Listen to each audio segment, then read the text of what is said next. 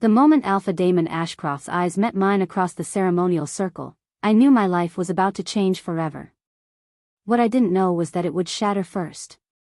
The mate bond hit like lightning, sudden, electric, undeniable. Every cell in my body recognized him as mine, and I watched his face transform as the same realization struck him. For one breathtaking second, hope bloomed in my chest like a flower after winter. Then his expression twisted into something ugly. "No," he whispered, loud enough for the entire harvest moon gathering to hear. "This can't be right." I stood frozen in my servant's dress, the only decent thing I owned, while hundreds of pack members stared. The ceremonial fires cast dancing shadows across faces filled with shock, disgust, and something worse, pity. Alpha Damon stepped forward, his massive frame cutting an imposing figure against the moonlight. At 28, he was everything an alpha should be: powerful, commanding, devastatingly handsome. And completely horrified to be mated to me. I, Damon Ashcroft, alpha of the Shadowpine Pack, his voice rang out clear and cold, "Reject you, Seraphina Blackwood, as my mate." The words hit me like physical blows. Around us, gasps echoed through the crowd. Someone, probably Beta David from my own pack, actually laughed. I should have accepted it gracefully. Should have bowed my head and retreated to the shadows where I belonged. That's what a wolfless nobody like me was supposed to do. Instead, I found my voice. "And I reject your rejection." The silence that followed was deafening. In all the centuries of pack law, no one had ever rejected a rejection. It simply wasn't done. The mate bond was sacred, even when broken. Damon's dark eyes flashed with fury and something else: surprise. "You can't." "I just did." My voice grew stronger, feeding off the shock rippling through the crowd. "You think being mated to you is some great honor? You're wrong." Before anyone could react, he was moving. One moment he stood 20 feet away, the next his hand closed around my wrist like a vice. "We need to talk," he growled, dragging me away from the ceremonial circle. No one tried to stop him. Why would they? I was just Seraphina Blackwood, the wolfless girl whose parents died 3 years ago under suspicious circumstances. The girl who'd brought nothing but bad luck to the Silvermoon Pack since birth. He pulled me into the shadows behind the main lodge, away from prying eyes and sharp ears. When he finally released me, I rubbed my wrist and glared up at him. "Let me make something clear," Damon said, circling me like a predator. "You may have been born a Blackwood, but that name means nothing now. Your parents are dead, your pack barely tolerates you, and you have no wolf. You're nothing." Each word was calculated to wound, and they found their mark. But I'd heard worse whispered behind my back for years. "Then why do you care what I do?" I shot back. His smile was cruel. "Because despite your deficiencies, the mate bond still exists. I can feel it, and so can you." He stepped closer, his voice dropping to a dangerous whisper. "I won't take you as my Brianna, you're not worthy of that title. But I could find other uses for you." "What?" "You'll be my personal servant. My private entertainment." His gaze raked over me in a way that made my skin crawl. No one would question an alpha keeping his rejected mate close. Think of it as a charity case. Rage built in my chest like a living thing. "You're disgusting." "I'm practical." He reached out to touch my face, and something inside me snapped. I'd spent 3 years being the pack's favorite target. 3 years cleaning up after wolves who treated me like dirt. 3 years wondering if my parents really died heroes or if they'd been betrayed like the whispers suggested. 3 years of keeping my head down and taking whatever was dished out. No more. My fist connected with his perfect jaw before I even realized I'd moved. Damon stumbled back, more from surprise than pain, and I followed up with everything I had. No wolf strength, no supernatural speed, just pure human fury and desperation. "You entitled piece of," I swung again, catching him across the cheek as he tried to grab me. This time my nails raked down his face, leaving 4 deep scratches from his temple to his chin. He roared in pain and anger, his hand flying to the wounds. You marked me, he snarled, staring at the red on his fingers. Good, I panted, backing away. Now everyone will know what you really are. For a moment, I thought he might shift and tear me apart. His eyes flickered between human brown and wolf gold, his body trembling with barely contained rage. Then common sense kicked in. Even an alpha couldn't murder his mate, rejected or not, in front of witnesses without consequences. This isn't over, he promised, his voice rough with fury and pain. Yes, it is. I turned and ran. Behind me, I heard him bellow my name, heard the commotion as pack members rushed to see what had happened. I didn't look back. I couldn't. My feet carried me through the forest I'd explored countless times as a child, when my parents were alive and I still believed I'd eventually shift like everyone else. The undergrowth caught at my dress, branches scraped my arms, but I didn't slow down. I had no destination in mind, just away. Away from the humiliation, the cruelty, the crushing weight of expectations I could never meet. The moon was full overhead, beautiful and cold, when exhaustion finally forced me to stop. I collapsed against an ancient oak tree, gasping for breath, my whole body shaking with adrenaline and emotion. What had I done? I'd not only rejected an alpha, I'd physically attacked him. Scarred him. In werewolf society, that was tantamount to declaring war. But as I sat there in the darkness, feeling the phantom pull of the severed mate bond like a constant ache, I realized I didn't care. For the first time in years, I felt alive. Powerful, even. The thought should have comforted me. Instead, a strange tingling sensation began in my fingertips, spreading up my arms like electricity. The air around me shimmered, and I could swear I heard something calling my name on the wind. Something was changing. Something that had nothing to do with wolves or mates or pack politics. Something that would change everything. As the tingling intensified and the world began to blur at the edges, I had one last coherent thought: rejecting a rejection wasn't just unprecedented. It was dangerous. And I was about to find out why. Chapter 2. The tingling sensation spread through my body like wildfire, and suddenly the forest around me came alive in ways I'd never experienced. Every sound was amplified: the rustle of leaves, the distant hoot of an owl, the subtle shift of earth beneath countless small creatures. Colors seemed more vivid, shadows deeper, and the very air hummed with an energy that made my skin prickle. What was happening to me? I pushed myself up from the base of the oak tree, my legs shaky but my mind strangely clear. The phantom ache of the severed mate bond had faded, replaced by something else entirely, a sense of awakening, of power unfurling inside me like wings I'd never known I possessed. A branch snapped somewhere to my left, and I froze. The sound hadn't come from a small woodland creature. This was something larger, moving with purpose through the underbrush. My enhanced hearing, when had that happened, picked up the harsh whisper of voices. Tracks lead this way. Can't have gotten far. Should have just taken him down at the border. Boss isn't going to like this. Shut up and keep moving. He's bleeding, wounded. We'll find him. Rogues. My blood turned to ice. The forbidden forest bordered 3 different pack territories, making it a no-man's land where rogues often gathered. Wolves who'd been exiled from their packs, or worse, wolves who'd chosen to abandon the laws that governed our kind. I should run.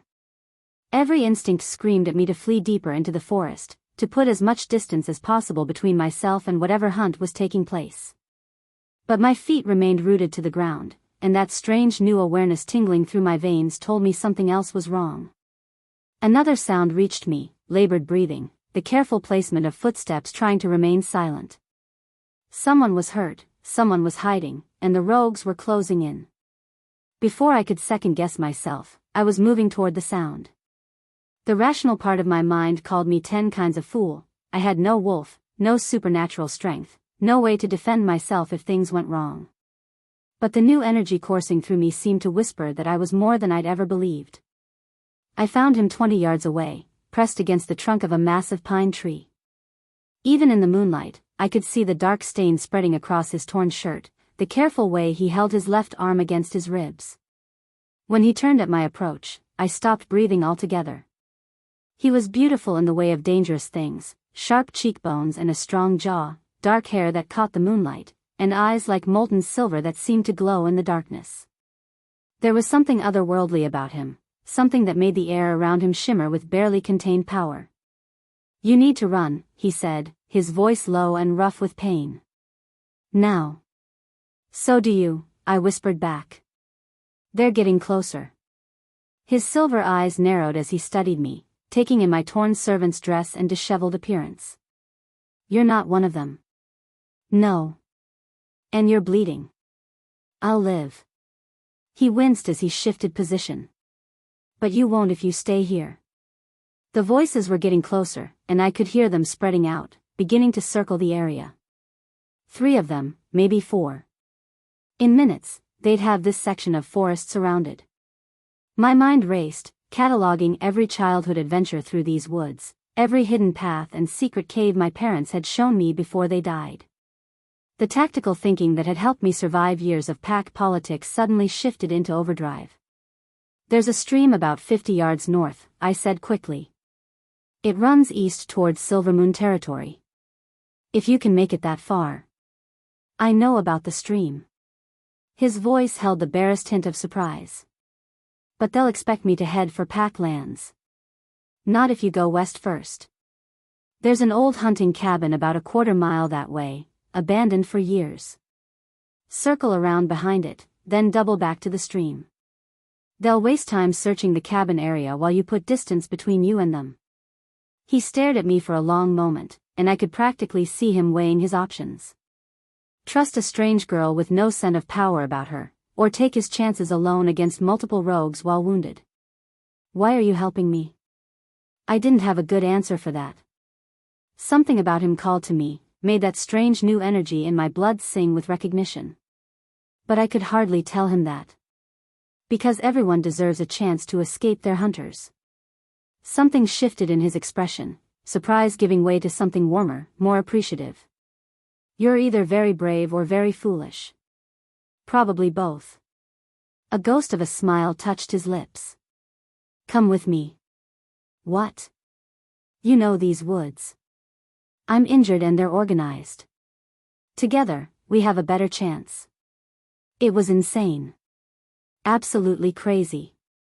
I should wish him luck and disappear into the forest alone, put as much distance as possible between myself and whatever trouble he was running from. Instead, I nodded.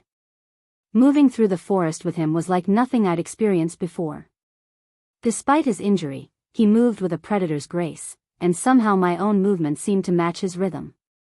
The strange awareness humming through my system guided my steps, helping me avoid every creaking branch and rustling leaf. We circled wide around the abandoned cabin just as I'd suggested, and I felt a fierce satisfaction when we heard the rogues converge on the empty building behind us.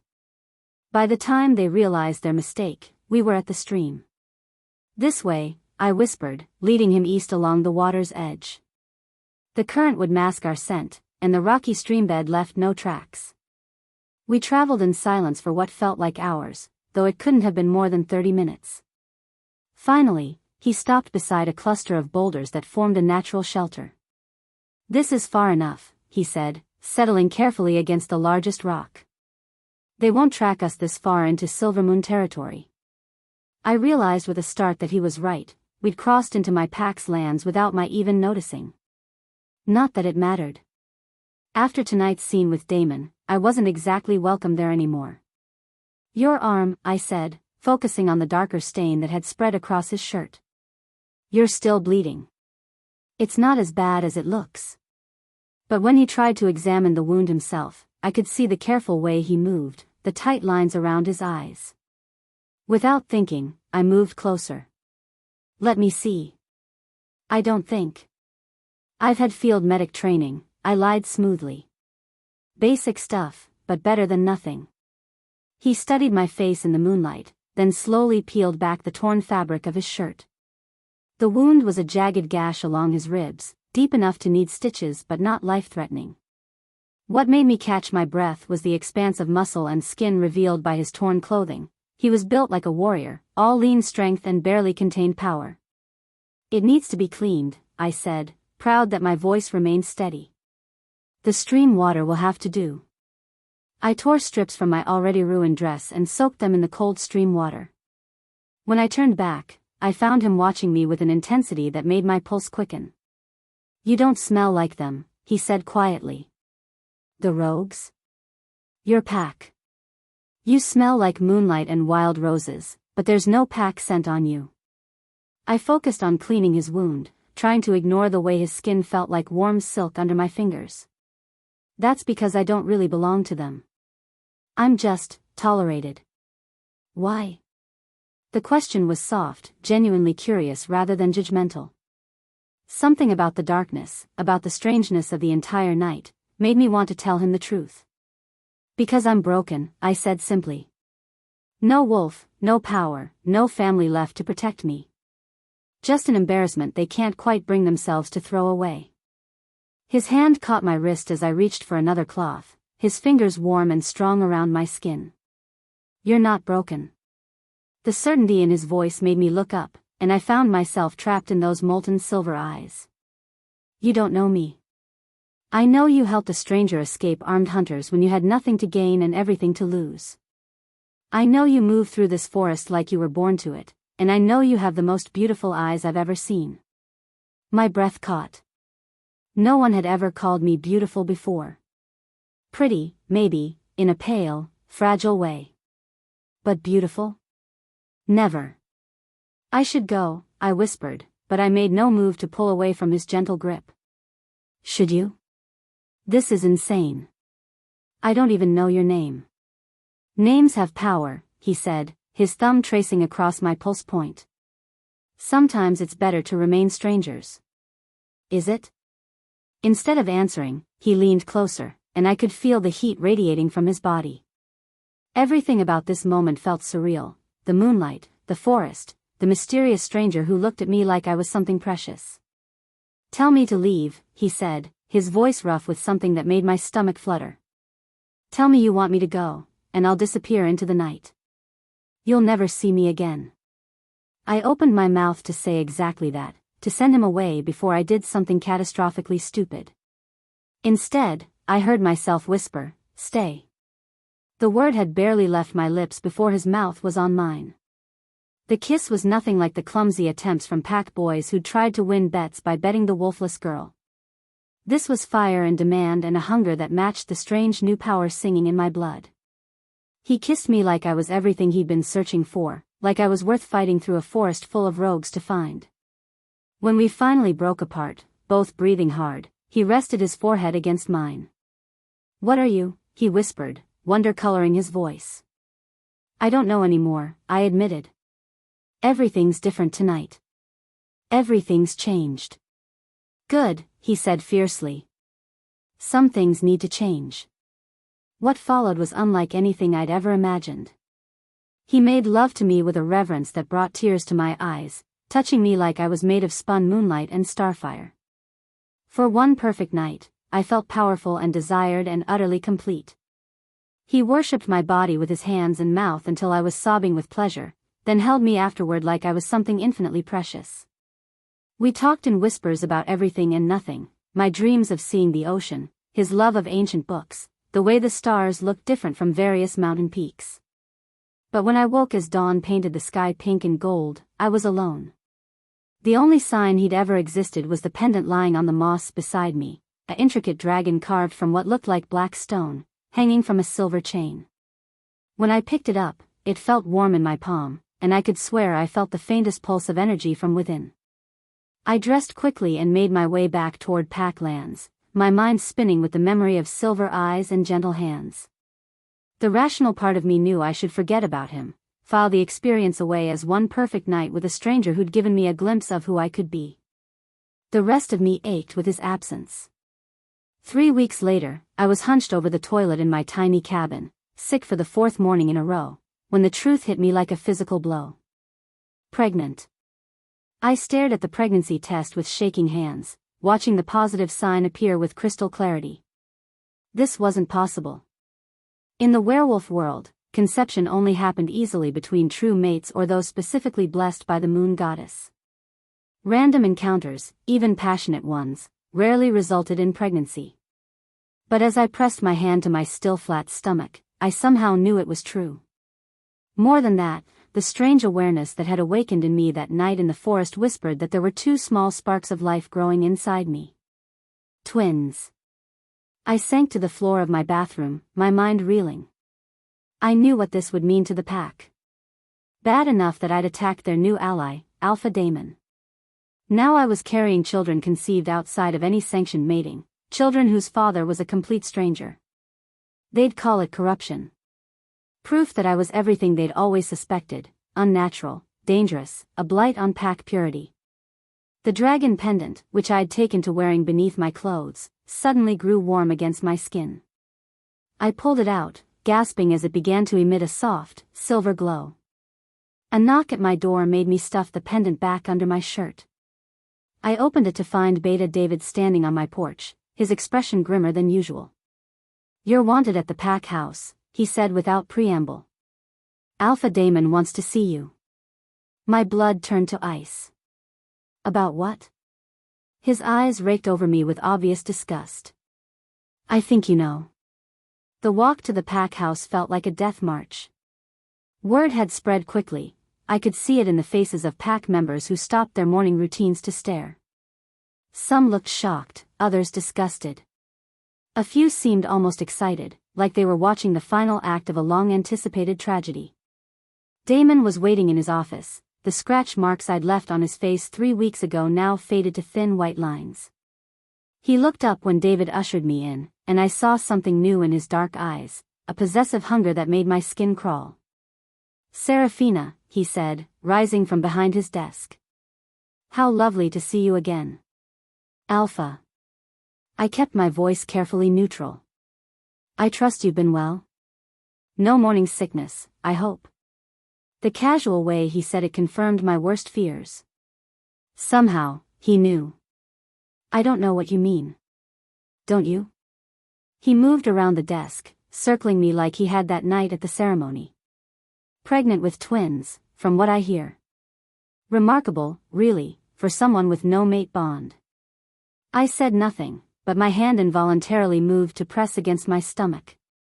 His eyes caught the gesture, and his smile turned predatory. "The question is," he continued, "who's the father? Some rogue you met in the forest? A passing stranger who took advantage of a vulnerable, rejected female?" Heat flared in my chest. "That's none of your business. Everything about you is my business, Serafina. You're still my rejected mate, which makes you my responsibility." "I rejected your rejection," I reminded him coldly. "Yes, about that." He stopped directly in front of me, close enough that I could feel his body heat.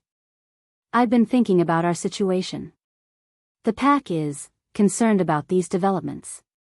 An unmated female carrying children of unknown parentage. It reflects poorly on our moral standards." "Then let me leave." "Oh, I don't think so." His hand came up to trace the line of my jaw, and I forced myself not to flinch. "You see, I have a solution that benefits everyone." "I'm listening." "Become my mistress willingly, and I'll claim your children as my own. They'll have the protection of the Alpha bloodline, and you'll have a place in my household." His thumb brushed across my lower lip. "Think of it as a mercy." Every word made my skin crawl, but I kept my expression blank. "And if I refuse?" His smile turned cold. "Then you'll be branded a rogue and hunted accordingly. Your children will be born in the wild, with no pack protection, no medical care, no future beyond what you can scrounge from the forest." The pendant beneath my shirt grew warm, then hot. I could feel its glow even through the fabric, and something told me Damon could sense it too.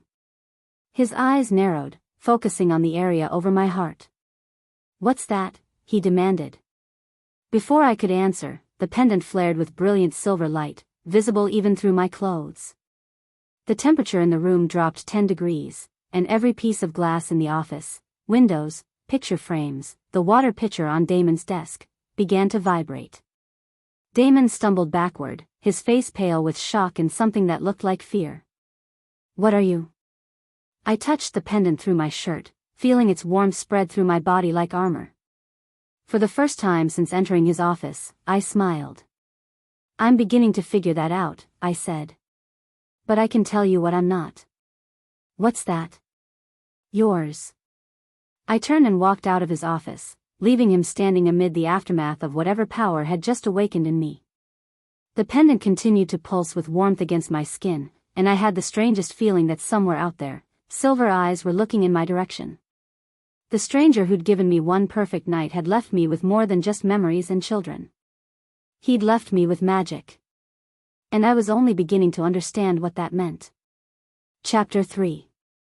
I made it exactly 3 steps outside the pack house before I felt them, eyes watching from the shadows, bodies moving with predatory intent through the trees surrounding my small cottage. My newly awakened senses screamed danger, and the dragon pendant beneath my shirt pulsed with urgent warmth. Damon hadn't wasted any time. I forced myself to walk normally, even as my heart hammered against my ribs. The late afternoon sun cast long shadows across the path, and I could see the silhouettes of warriors positioned strategically around my home. At least 6, maybe more. All of them loyal to Damon, all of them following orders to ensure I didn't disappear before I could be properly branded and hunted. The cottage that had been my sanctuary for the past 3 years suddenly looked like a trap. I climbed the porch steps with measured calm, fishing my keys from my pocket while cataloging escape routes. The forest pressed close behind the house, thick enough to provide cover if I could reach it. But pregnant and without a wolf, I wouldn't get far against trained warriors. The pendant grew hotter against my skin, and I pressed my hand over it, wondering if whatever power had manifested in Damon's office might help me now. But magic I didn't understand felt like a poor defense against very real claws and teeth. I just turned the key in my lock when the temperature around me dropped so suddenly that my breath misted in the suddenly frigid air. The warriors I'd sensed in the shadows went utterly still, and a silence fell over the forest that felt heavy with power and ancient authority. Then I felt him. It was like standing too close to a lightning strike. Every nerve ending in my body came alive with electricity, and the air itself seemed to thicken with barely contained energy. The dragon pendant went from warm to scalding hot in an instant, burning against my chest even through my clothes. A figure emerged from the deepest shadows between the trees, and my breath caught in my throat. He was tall, taller than Damon, taller than any wolf I'd ever seen, with broad shoulders that spoke of lethal strength and a predator's fluid grace. Dark hair fell to his shoulders, and his face was carved from stone and starlight, beautiful in the way of ancient gods and terrible storms. But it was his eyes that made my knees go weak. Silver. Molten silver that seemed to glow with their own inner light. My stranger. The father of my unborn children. But as he stepped into the dying sunlight, I saw what I'd missed in the moonlit forest, the aura of absolute power that rolled off him in waves, the way reality itself seemed to bend around his presence. This wasn't just some powerful wolf. This was royalty. This was danger incarnate. "Mine," he said, and his voice carried the weight of absolute command, reaching every corner of the forest clearing. "My mate." The words hit me like a physical blow, and I had to grab the doorframe to keep from falling. Around us, I heard the soft thuds of bodies hitting the ground as Damon's warriors dropped to their knees in submission. He walked toward me with the measured pace of an apex predator, his silver eyes never leaving mine. When he reached the bottom of my porch steps, he stopped and tilted his head slightly, breathing in my scent. "Seraphina Blackwood," he said, and hearing my name on his lips sent shivers down my spine. "You've been hiding from me." I found my voice, though it came out barely above a whisper. "I don't even know who you are." Something that might have been amusement flickered in those silver depths. "Don't you? Your blood knows me, even if your mind doesn't. I am Alaric Draven, King of the Northern Territories, ruler of all Lycan packs from the Arctic Circle to the Great Lakes. The Lycan King."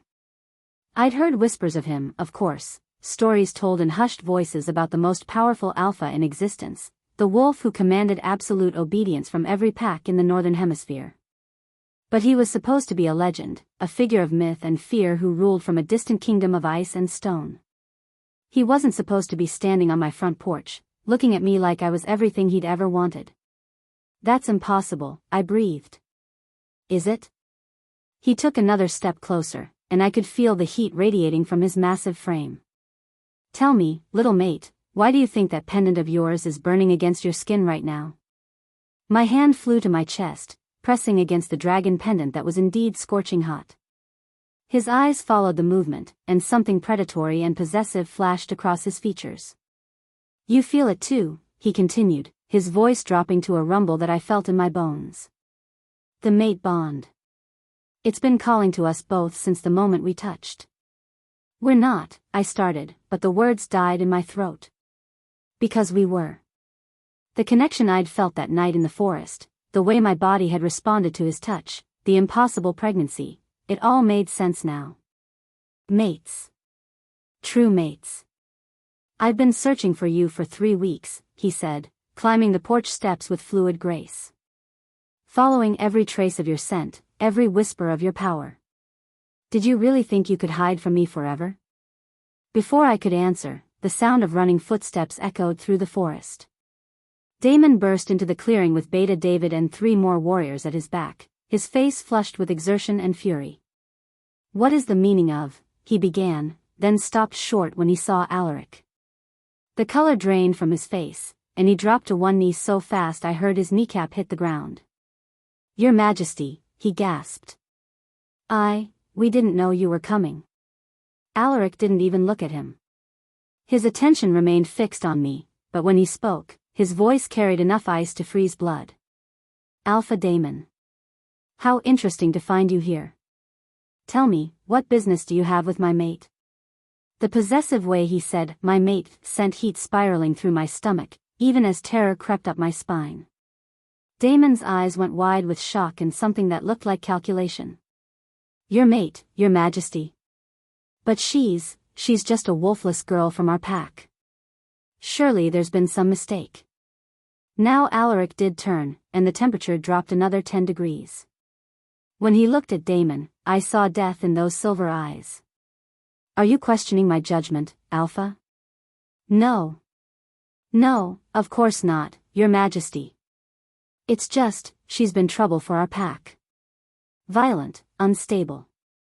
She attacked me just weeks ago, scarred my face.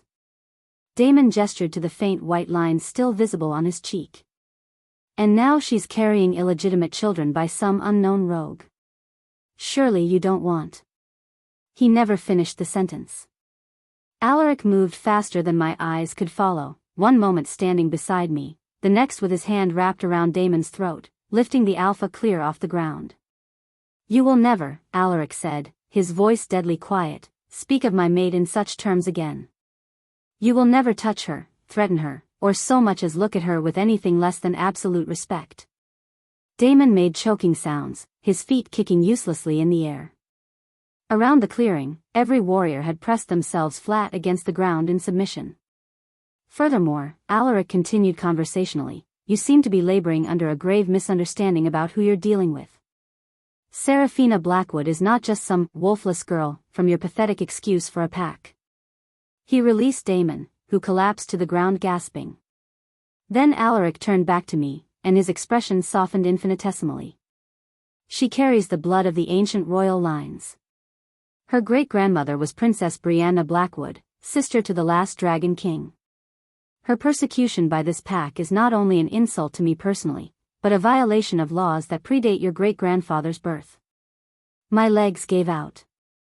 I sat down hard on my porch step, staring up at him in shock. That's not possible. My parents never said anything about. Your parents died protecting that secret, Alaric said gently, kneeling in front of me so we were eye level. They knew what would happen if certain parties learned of your true heritage. The world spun around me. Royal blood? Dragon Kings? None of it made sense. I was just Sarah, the broken girl with no wolf and no future. I don't understand, I whispered. You will. He reached out to touch my face, and I felt that electric connection spark between us again. Come with me, Seraphina. Let me give you the crown that should have been yours by birthright. Let me show you the power that runs in your veins. For a moment, hope bloomed in my chest like a flower after winter. Here was salvation, protection from Damon, answers about my heritage, a mate who looked at me like I was precious beyond measure. Then a voice spoke from the edge of the clearing, frail and wavering with age. That's him, child. I turned to see Maggie Harper, the pack's eldest member, stepping out from behind a massive oak tree. She had to be close to 90, her white hair pulled back in a simple bun, her lined face grave with sorrow and memory. Maggie? I called out, confused. What are you doing here? But she wasn't looking at me. Her rheumy blue eyes were fixed on Alaric with an expression of absolute horror. That's him, she repeated, her voice growing stronger. The king who ordered your parents' death. They died protecting you from his decree. The words hit me like a physical blow, and I felt the blood drain from my face. What? Alaric had gone utterly still beside me, but he didn't deny it. He didn't say anything at all. 23 years ago, Maggie continued, her voice carrying clearly across the silent clearing, he sent word to every pack in the territories. Find the girl with royal blood. Bring her to him, or face the consequences. Your parents refused. They hid you, lied about your heritage, died rather than give you up. I couldn't breathe. Couldn't think. The mate I'd been dreaming about for 3 weeks, the father of my unborn children, the king offering me salvation, he was the monster who'd destroyed my family. Serafina, Alaric said quietly, and I could hear something like regret in his voice. You don't understand the full situation. Don't. I scrambled backward, pressing myself against my front door. Don't you dare try to explain this away. The dragon pendant was burning against my chest now, so hot it felt like it might sear through my skin. But this time, the heat felt like warning instead of protection. Your parents made a choice, Alaric said, rising to his full, imposing height. They chose to defy a direct order from their king. The consequences of that choice were unfortunate, but... Unfortunate? The word came out as a shriek. You killed them. I defended the crown and the laws that govern our kind. His voice was cold now, devoid of the warmth he'd shown me moments before. Just as I will continue to do. Terror crashed over me in waves. This wasn't salvation, this was the wolf finally come to finish what he'd started 23 years ago. And now he knew about my pregnancy, about the children I carried. Children who would also carry royal blood. Children he might see as threats to his throne. The mating ceremony will take place tomorrow morning, Alaric announced, his tone brooking no argument. I've waited long enough to claim what's mine.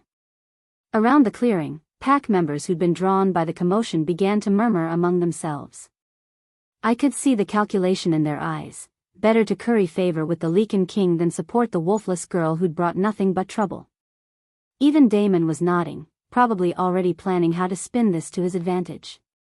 But all I could think about were the twins growing inside me, and what would happen when Alaric discovered their existence. Would he see them as heirs to protect, or threats to eliminate? Given what I now knew about him, I wasn't willing to take that chance. I need time to prepare, I said, forcing my voice to remain steady. This is a lot to process. Something flickered in his silver eyes, surprise, maybe, that I wasn't falling at his feet in gratitude. Of course. But don't think to run from me again, little mate. There's nowhere in this world you could hide that I wouldn't find you. It wasn't a promise. It was a threat. I understand, I lied. He studied my face for a long moment, then nodded. I'll have guards posted around your cottage tonight. For your protection, of course. Of course. Prison guards, more like. Tomorrow morning, he repeated, you'll take your place at my side as Queen of the Northern Territories. You'll have everything you've ever dreamed of, power, respect, vengeance against all who wronged you. As he spoke, the pendant beneath my shirt flared with such intense heat that I gasped aloud. The glow was visible even through my clothes now, casting silver light across my face and chest.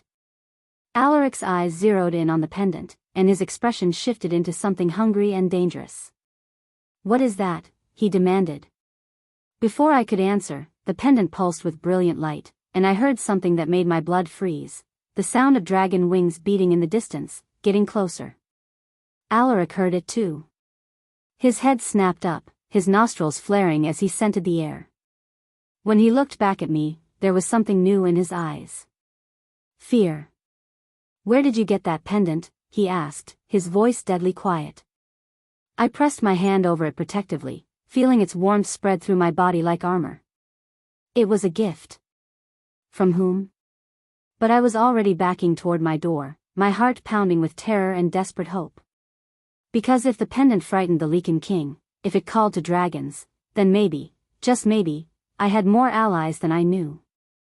"I'll see you tomorrow morning, Your Majesty," I said, then slipped inside my cottage and locked the door behind me. Through the window, I watched him stare at my door for a long moment before turning and disappearing into the shadows with the same supernatural grace he'd arrived with. As soon as he was gone, I sank to the floor, my whole body shaking. Tomorrow morning, I was supposed to marry the wolf who'd killed my parents. Tonight, I had to find a way to disappear before he could discover I was carrying children who might threaten his throne. The pendant continued to pulse against my chest, and somewhere in the distance, I could still hear the sound of wings. I didn't know what was coming, but I knew one thing for certain: I would die before I let Alaric Draven claim me or my children. The only question was whether I could escape before dawn. Chapter 4. The clock on my nightstand read 3:47 a.m. when I made the decision that would either save my life or end it. I stared at the small vial of clear liquid sitting on my kitchen table, the last gift my grandmother had ever given me, pressed into my 12-year-old hands with whispered instructions I'd never thought I'd need. Death's Door Flower Extract, she'd called it. It will slow your heart and breathing until they're barely detectable, make your skin cold as winter stone. But child, you must be careful, take too much, and the sleep becomes permanent. Outside, I could hear Alaric's guards moving through the forest, their patrol routes designed to ensure I couldn't slip away before dawn. In 3 hours, I was supposed to be walking down an aisle toward a crown and a mating bond with the wolf who'd murdered my parents. I pressed my hand to my stomach, where the twins were growing stronger every day. They deserved better than a father who would see them as either tools or threats, and a mother too weak to protect them. The pendant, now hanging around my neck openly since there was no point in hiding it, pulsed with warm encouragement against my chest. Whatever power had given it to me that night in the forest, it seemed to approve of my desperate plan. I lifted the vial with steady hands and drank it down in one swallow. The taste was bitter as winter wind, and within moments I could feel my heartbeat beginning to slow. My vision blurred at the edges, and a bone-deep cold spread through my limbs. I managed to reach my bed before my legs gave out entirely, arranging myself carefully on top of the covers. The last thing I remembered was the sound of my own breathing growing fainter and fainter until it disappeared altogether. I woke to the sound of Tommy Clearwater's voice, urgent and frightened. "She's not dead," he was insisting to someone. "I can smell the faintest trace of life on her still. Please, we have to check." "Boy," came Damon's irritated reply, "the girl is stone cold. No heartbeat, no breath, no pulse." The shock of learning about her true mate probably stopped her heart. Good riddance, if you ask me. But enough. That was Alaric's voice, deadly quiet and laced with something that might have been grief. "Prepare her for burial. I want this done quickly and quietly." Through cracked eyelids, I watched the shadow of his massive form move across my bedroom wall. The mate bond we shared must have told him something was wrong, but the Death's Door flower was powerful enough to fool even supernatural senses. "Your Majesty," Damon said carefully, "perhaps it's for the best." She was troubled. Unstable. "Surely you can find a more suitable mate." The sound of impact echoed through the room, flesh hitting flesh with bone-crushing force. When Damon spoke again, his voice was thick and pained. "You will speak of her with respect," Alaric growled, "or you won't speak at all." Footsteps retreated, and I heard the soft whisper of Tommy moving closer to my bed. He was only 17, the youngest of the pack warriors, but he'd always been kind to me. 3 years ago, when he'd fallen through the ice on Miller's Pond, I'd been the one to pull him out and warm him by a fire until help arrived. "I'll prepare her," Tommy said quietly. "It's the least I can do." "Fine," Alaric's voice was hollow with grief and rage. "I want her buried at sunset. Then we leave this place." More footsteps, the sound of my cottage door closing, and then blessed silence. I forced myself to remain still as Tommy moved around the room, gathering supplies. Only when I was certain we were alone did I risk opening my eyes fully. He was standing by my dresser, tears streaming down his young face as he folded one of my dresses. When he saw me watching him, he nearly dropped the garment in shock. "Sarah," he gasped, rushing to my bedside. "Thank the goddess, I knew you weren't really." "Shoo," I whispered, my voice barely audible. The potion was still working its way through my system, leaving me weak as a newborn pup. "How long?" "6 hours," he said, helping me sit up slowly. "The funeral is at sunset. Everyone will be there, it's the perfect time to get you out." Bless him. Tommy had always been quicker than the older warriors gave him credit for. "There's a bag," I managed, nodding toward my closet. "Hidden behind the winter coats. Money, documents, everything I need." He found it quickly, a small duffel bag I'd packed weeks ago when Damon first started making threats. Always be prepared to run. Another lesson from my grandmother. "Where will you go?" Tommy asked, slinging the bag over his shoulder. "The human city. Raven's Hollow." It was far enough from pack lands to be safe, big enough to disappear in, and I'd been there once with my parents when I was young. "Tommy, if anyone asks." "You're dead," he said firmly. "I buried you myself, watched the earth cover your coffin. I'll never tell them otherwise." The loyalty in his voice made my chest tight with emotion. "Thank you. You saved my life once," he replied simply. "Now we're even." The funeral was everything I could have hoped for. The entire pack gathered in the ceremonial grove as the sun touched the horizon, even Alaric standing stone-faced beside the wooden coffin Tommy had filled with logs and stones. I watched from the safety of the forest's edge, my heart aching as soil was thrown over the empty grave. As the mourners dispersed, Tommy caught my eye and nodded once. It was time.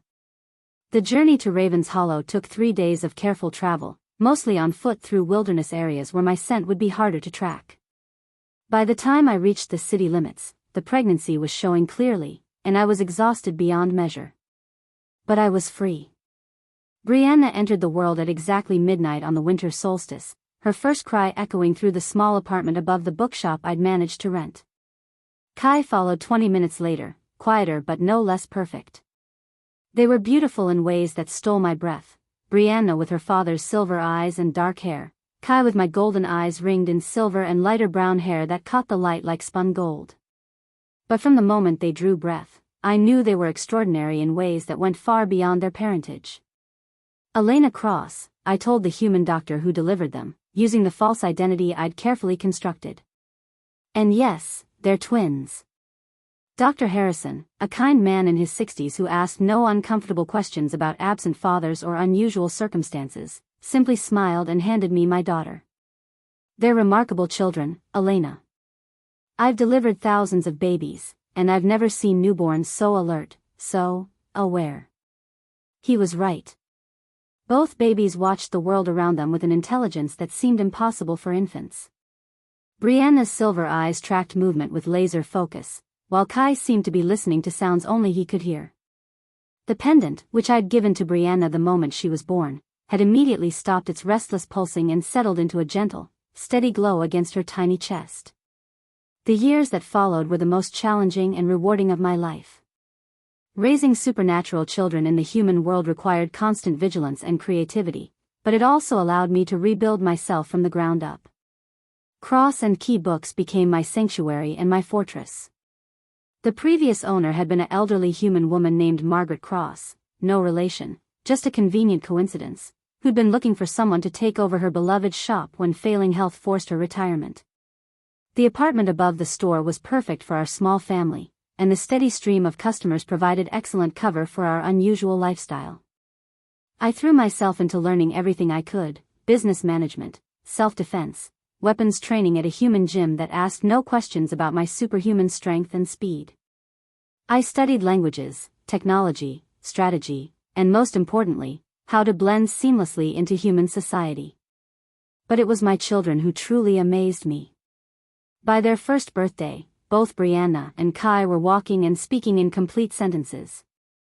By 2, they were reading at a high school level and demonstrating abilities that would have been remarkable even for full-grown werewolves. Brianna had inherited her father's gift for sensing emotions, but hers went far beyond simple empathy. She could feel the intentions of everyone around her, and more unnervingly, electronic devices seemed to respond to her moods. Street lights would flicker when she was upset, computers would freeze when she was angry, and the bookshop's ancient cash register had learned to practically run itself whenever she was near. Kai, meanwhile, displayed strength that should have been impossible for a child his size. I'd watched him casually lift boxes that would have challenged a grown man, and his reflexes were so fast they sometimes blurred. But his most unsettling gift was the dreams. "Mama," he'd told me when he was 3, climbing into my bed after another restless night, "I dreamed about the man with silver eyes again. He was sad and fighting bad wolves." The dreams came more frequently as they grew older, always featuring their father in various scenarios of conflict and danger. At first, I dismissed them as the overactive imagination of a supernatural child. But as Kai's descriptions became more detailed and specific, I began to suspect they were something more. Visions. Prophecies. A connection to Alaric that distance and time hadn't severed. "He misses us," Brianna would say sometimes, absently touching the dragon pendant that never left her neck. The sadness makes the pretty stone warm. By their 5th birthday, both children had developed an uncanny ability to sense supernatural creatures, even among the human population of Raven's Hollow. They'd point out visitors to the bookshop who smelled like forest or felt like moon song, usually correctly identifying them as werewolves passing through the city. I'd built us a good life in Raven's Hollow. Elena Cross was respected in the community, her bookshop was thriving, and her children were considered gifted but not alarmingly so. We had friends, routines, and most importantly, safety. But I could feel that safety beginning to fracture. The dreams were getting stronger, more frequent. Kai would wake screaming about fire and fighting or the bad men with red eyes. Brianna had started asking pointed questions about why we'd never met their father, why we lived so far from other people like us. And the pendant had started glowing brighter, pulsing with an urgency that made my chest tight with anxiety. The breaking point came on a Tuesday morning in late spring, when I found both children sitting in the bookshop's reading nook, their heads bent together over one of Kai's drawings. When I approached, they looked up at me with identical expressions of grave concern. "Mama," Brianna said, her silver eyes serious beyond her years, "we need to talk." I sat down across from them, noting the way Kai's small hands were clenched into fists and how the pendant at Brianna's throat was glowing like a tiny star. "What is it, sweetheart?" "The dreams are getting worse," Kai said quietly. "Every night now. Daddy is in trouble, real trouble. There are bad wolves coming for him, and he doesn't know how to stop them." "Bad wolves with red eyes and sharp teeth," Brianna added, shuddering. "They want to hurt him because he's been looking for us." My blood ran cold. "What do you mean, looking for us?"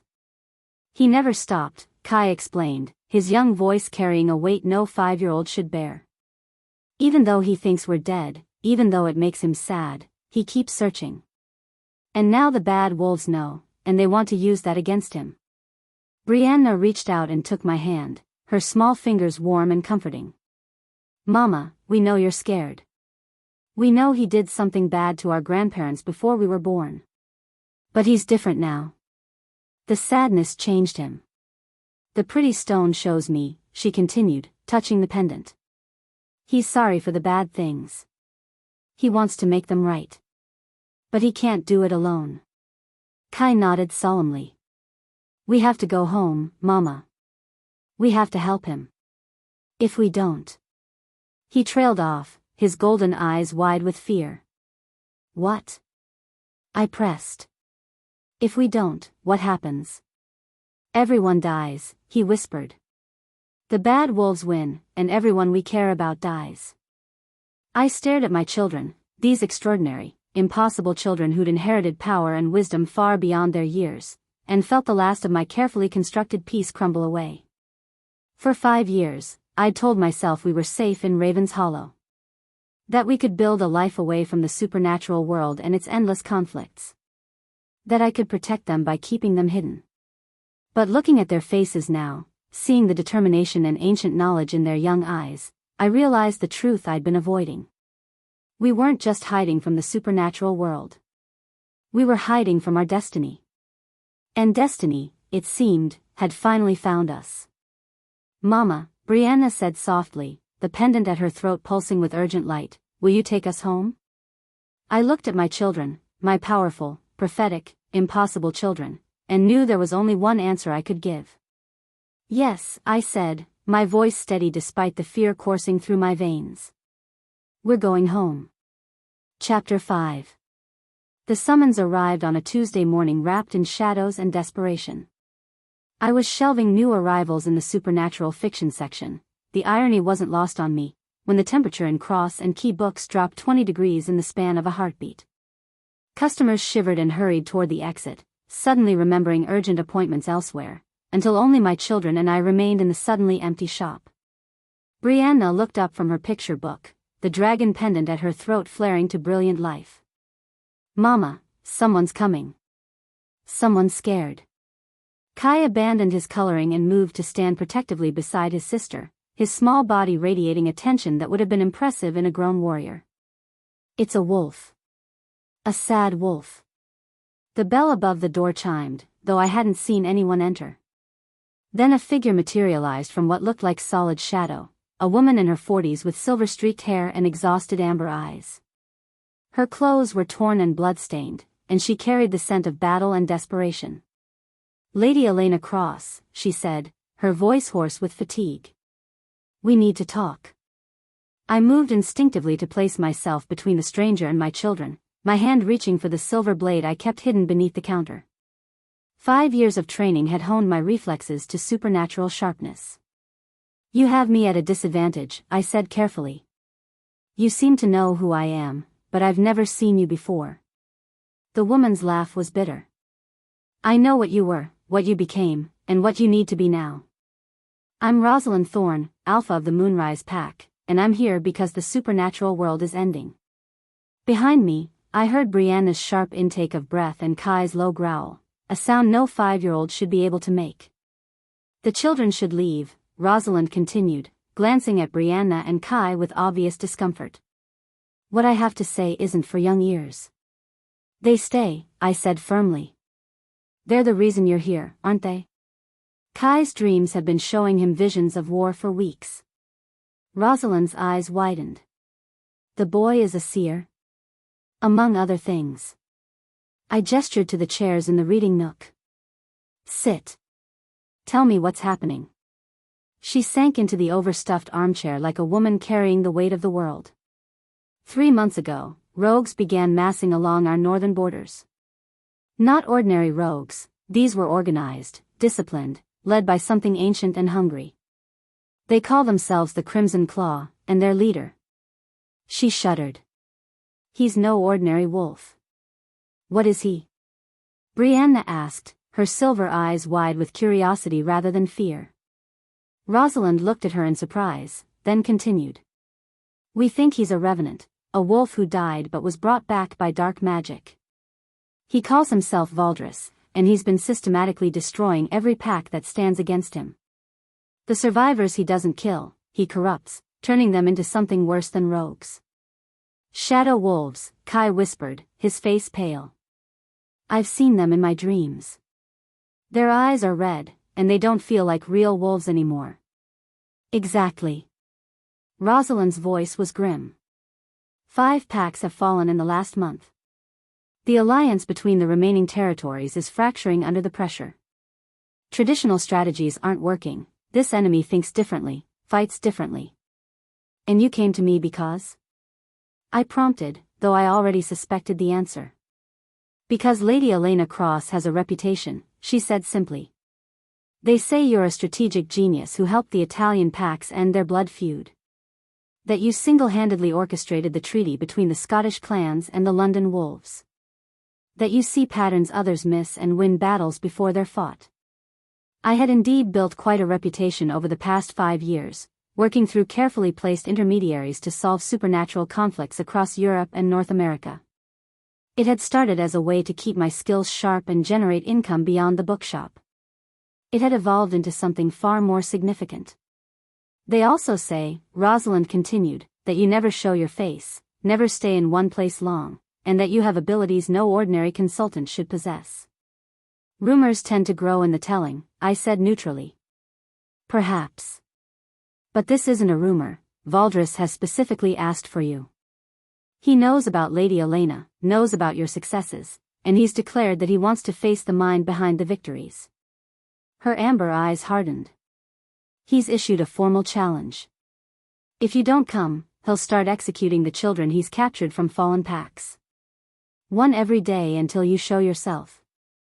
Ice flooded my veins. Children. He was threatening children to draw me out. Mama, Brianna said softly, reaching for my hand. The pretty stone is getting warm again. It wants us to go. Kai nodded solemnly. The dreams are getting clearer. If we don't help, the bad wolves win. And then they come for everyone, even the humans. I looked at my extraordinary children, seeing the weight of destiny in their young faces, and felt the last of my resistance crumble. We'd had 5 years of peace. It was more than I'd ever expected, more than most people in our world ever got. When? I asked Rosalind. Relief flooded her features. Tomorrow. There's a gathering at the Northern Palace, all remaining alphas, the Lycan King, everyone who's still fighting. We need a plan, and we need it fast. The Northern Palace. Alaric's stronghold. My heart clenched at the thought of seeing him again, but I forced my expression to remain calm. Transportation? Already arranged. A private jet will pick you up at the regional airport at dawn. She stood, some of the exhaustion leaving her posture. Lady Elena, you're our last hope. I pray you're everything the legends claim. After she left, I sat in the quiet bookshop with my children, feeling the weight of the decision settling around us like a shroud. Are you scared, Mama? Brianna asked, crawling into my lap. Terrified, I admitted. But sometimes being scared means you're about to do something important. Kai climbed up beside us, his golden eyes serious. Will we see Daddy? Yes, I said, my voice steady despite the turmoil in my chest. But he won't know who you are, and he can't know. Not yet. This is going to be very dangerous. We understand, Brianna said, touching the pendant. We'll be careful. We'll help, Kai added. The dreams show me things about the palace, about the people there. We can be your eyes and ears. Looking at them, these impossible, brilliant children who'd inherited strength and wisdom far beyond their years, I felt a surge of fierce pride. They were ready for this. More than ready. Then let's go save the world, I said. The Northern Palace hadn't changed much in 5 years, but my perspective on it certainly had. Where once I would have been intimidated by the massive stone fortress carved into the mountainside, now I catalogued defensive positions and potential escape routes. Where once I would have cowered before the ostentatious displays of wealth and power, now I evaluated the psychological warfare implicit in the architecture. I was no longer the broken girl who'd fled this place in the dead of night. I was Lady Elena Cross, and I had work to do. The transformation had taken hours to perfect. Gone was the simple bookshop owner with her practical clothes and unassuming manner. In her place stood a woman of obvious power and devastating beauty, designer clothes that managed to be both elegant and subtly dangerous, makeup that enhanced my features while somehow making me look older and more severe, and an attitude that radiated confidence and barely contained lethality. Brianna and Kai flanked me as we were escorted through the palace corridors, introduced as my wards, gifted children whose education I'd taken responsibility for. The story explained their presence while keeping their true identities safely hidden. Lady Elena, our escort, a nervous beta named Fletcher, said as we approached the great hall. His Majesty and the other alphas are waiting. I nodded regally, my hand resting lightly on Brianna's shoulder as much for my comfort as hers. Through the massive oak doors, I could hear the sound of raised voices, alphas arguing, tempers fraying, the kind of chaos that came when powerful predators felt cornered. The doors swung open, and we stepped into a room I remembered all too well. The great hall where I'd first been rejected, where I'd learned what it meant to be disposable. Now I entered it as an equal, my chin high and my eyes cold. The arguing stopped the moment we appeared. I let my gaze sweep the room, cataloging faces and reading the dynamics at play. Alphas from at least 12 different packs, all of them desperate and running out of options. A few I recognized from 5 years ago, though they showed no sign of recognizing me in return. And there, at the head of the massive table, sat Alaric Draven. 5 years had changed him. The easy arrogance was gone, replaced by something harder and more desperate.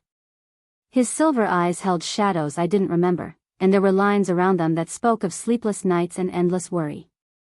He was still devastatingly handsome, still radiated the kind of power that made other alphas bow their heads, but something essential seemed dimmed.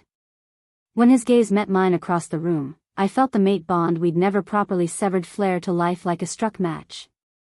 His eyes widened slightly, and I saw his nostrils flare as he tried to catch my scent. But I'd learned to mask myself completely, and what he would sense was only the carefully crafted persona of Lady Elena, lavender and steel, intelligence and danger, with no trace of the frightened girl who'd once lived in fear of his rejection. "Your Majesty," I said, inclining my head precisely the correct amount for a consultant addressing royalty. "Thank you for allowing me to assist." His voice, when he spoke, was rougher than I remembered. "Lady Elena. Your reputation precedes you." "Does it?" I moved to the empty chair that had obviously been prepared for me, Brianna and Kai taking positions slightly behind me with the disciplined precision I'd trained into them. "Then you know I don't waste time on pleasantries. Show me what you're dealing with."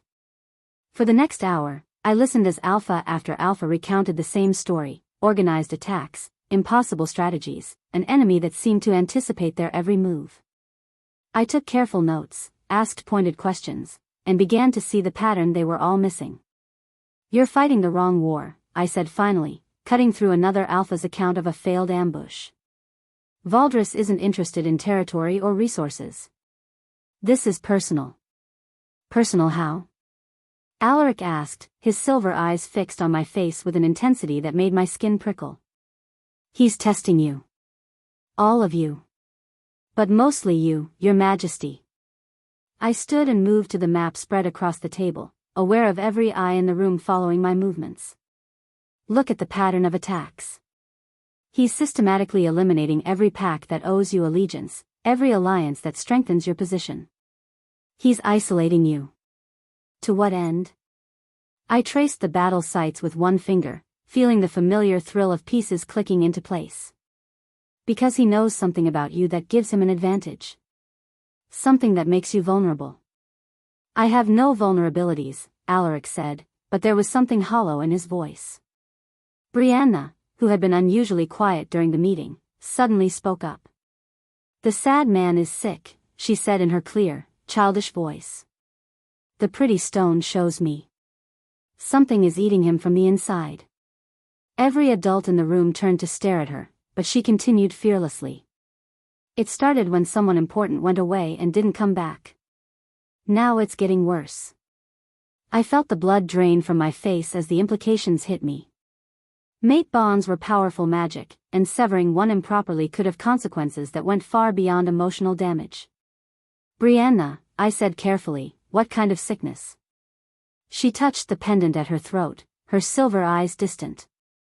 "The kind that kills you slow, unless you find what you lost." Alaric had gone very still, his gaze locked on my daughter with something like recognition stirring in his eyes. "What did you say your name was, child?" "Brianna," she said simply. "I see things sometimes. True things." "Brianna," he repeated, and there was something broken in the way he said it. "Like the moon." "The pretty stone likes you," she added, completely unaware of the bombshell she'd just dropped. It gets warm when you're nearby. I saw the exact moment understanding dawned in Alaric's eyes. His gaze snapped to mine, searching, and I knew that our carefully constructed deception was balanced on a knife's edge. Your Majesty, I said quickly, we should discuss defensive strategies. Time is running short. But he wasn't listening anymore. He was staring at Brianna with a hunger and hope that made my chest tight with panic, and I realized that no amount of training could have prepared me for this moment. My daughter had just revealed that her father was dying, killed slowly by the severed mate bond that should have connected us. And from the look in Alaric's silver eyes, he was beginning to suspect exactly who we really were. Chapter 6. The Northern Palace's archives were a treasure trove of secrets, and I had exactly 3 hours before anyone would notice I was missing from the strategic planning sessions. Brianna pressed close to my side as we navigated the labyrinthine corridors beneath the main palace, her small hand warm in mine and the dragon pendant glowing softly against her chest. Kai ranged ahead like a tiny scout, his supernatural senses guiding us past sleeping guards and warded doors. This way, Mama, he whispered, pointing toward a heavy oak door marked with ancient runic symbols. The dreams showed me this place. The truth is here. I'd spent the past 2 days playing my role as Lady Elena to perfection, offering strategic advice while carefully gathering intelligence. But Brianna's revelation about Alaric's deteriorating condition had changed everything. If he was truly dying from the severed mate bond, then I needed to understand exactly what had happened 5 years ago, and why. The archive door opened at my touch, responding to bloodlines rather than keys. Another confirmation that I carried royal heritage, even if I still didn't fully understand what that meant. Inside, centuries of documents lined the walls in perfect preservation: treaties, bloodline records, royal decrees, and correspondence dating back to the founding of the Northern Territories. Brianna's empathic abilities would help us identify which documents held emotional significance, while Kai's prophetic gifts might guide us to the most important revelations. Start with anything from 5 years ago, I instructed, lighting one of the oil lamps that provided illumination without the harsh glare of electric lights. Royal communications, official orders, anything bearing the king's seal. We worked in focused silence, Brianna occasionally pausing when she touched a document that carried particularly strong emotional resonance. Most of the papers from that time period dealt with routine administrative matters, trade agreements, territory disputes, the kind of mundane business that kept a kingdom running. Then Brianna gasped. Mama, she whispered, holding up a rolled parchment tied with red ribbon.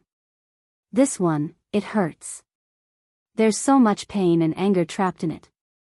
I took the document with careful hands, noting the royal seal pressed into black wax. When I unrolled it, my blood turned to ice. By royal decree of King Alaric Draven, ruler of the Northern Territories. The bloodline of Princess Brianna Blackwood, sister to the Dragon King, poses a threat to the stability of our realm. Any who carry this blood must be brought before the crown for judgment. Failure to comply will result in immediate execution. Signed and sealed this day by royal command. The handwriting was Alaric's, the seal genuine. Everything Maggie had told me that terrible night 5 years ago was true. He had ordered my family's death. But as I stared at the document, something nagged at me. Something about the wording, the phrasing, felt wrong. Brianna, I said quietly, touch this again. Tell me what emotions you sense. She placed her small palm against the parchment, her silver eyes growing distant and troubled. Fear, she said after a moment. But not the fear of someone giving orders. The fear of someone who's copying? Pretending? What do you mean? It feels like when Kai practices your signature on his drawings, she explained. Like someone was trying very hard to write like someone else. My heart began to race. Kai, in your visions of the past, have you ever seen Alaric writing this order? He shook his head immediately. No. I've seen him sad about us being gone, seen him angry about not finding the people who hurt our grandparents. But never writing scary letters. I stared at the decree with new eyes, noting details I'd missed in my initial shock. The ink was slightly different from other documents bearing Alaric's signature. The royal seal, while genuine, was pressed more deeply than usual, as if someone had been trying to make absolutely certain it would be noticed. Someone forged this, I breathed. Someone with access to royal materials and detailed knowledge of Alaric's handwriting. But who? Brianna asked. Before I could answer, Kai suddenly went rigid, his golden eyes rolling back until only the whites showed. When he spoke, his voice carried the hollow quality it took on during his strongest visions. The false friend, he intoned. The one who sits at the right hand but serves the darkness. He writes with stolen authority, spills blood with borrowed power. The wolf who pretends loyalty while feeding poison to the pack. He blinked, his eyes returning to normal, and swayed slightly. I caught him before he could fall, my mind racing. A traitor, I said. Someone close enough to Alaric to forge his orders, someone with access to the royal seal and intimate knowledge of palace protocols. Someone who's still here, Brianna added, the pendant at her throat flaring with urgent light. Someone who knows we're here and doesn't want us finding this. The sound of footsteps in the corridor outside made us all freeze. Heavy boots, measured pace, someone trying to move quietly but not quite succeeding. I quickly rolled up the forged decree and tucked it inside my jacket, then gathered my children close. Quickly, I whispered. Is there another way out? Kai pointed toward the back of the archive. Behind the old war treaties. There's a passage that leads to the kitchens. We moved silently through the maze of shelves, but the footsteps in the corridor had stopped, right outside the archive door. Whoever was out there was listening, waiting. The hidden passage Kai had sensed was indeed there, concealed behind a false wall that opened at pressure. We slipped through just as I heard the archive door creak open behind us.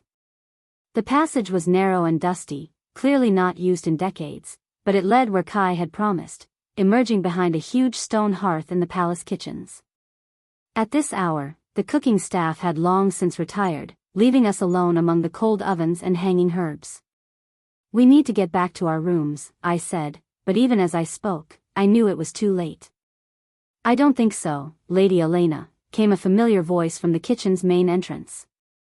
Or should I say, Serafina? Beta David Vale stepped into the kitchen, and seeing him now with the knowledge of his betrayal, I wondered how I'd ever missed the calculating coldness in his eyes. He was a man in his 50s, unremarkable in appearance except for the intelligence that radiated from him like a blade. Behind him stood 2 guards, not palace security, but rogues with the red-tinged eyes that marked Valdris's corruption. So the enemy had already infiltrated the palace itself. David, I said, stepping protectively in front of my children. How long have you known? Since the moment you walked into the Great Hall, he replied, moving closer with predatory patience. Did you really think a change of clothes and some makeup could fool someone who spent 5 years studying every detail of your face? I have an entire wall in my private study dedicated to finding the dead Serafina Blackwood. Brianna pressed against my back, and I could feel her fear even as she tried to be brave. Kai had gone very still beside me, the way he did when visions were trying to surface. You forged the decree, I said, keeping my voice steady. You killed my parents with Alaric's stolen authority. Clever girl. David smiled, and it was like watching a snake prepare to strike. Princess Brianna Blackwood and her husband were indeed thorns in my side. Did you know your grandmother could have taken the throne herself if she'd chosen to press her claim?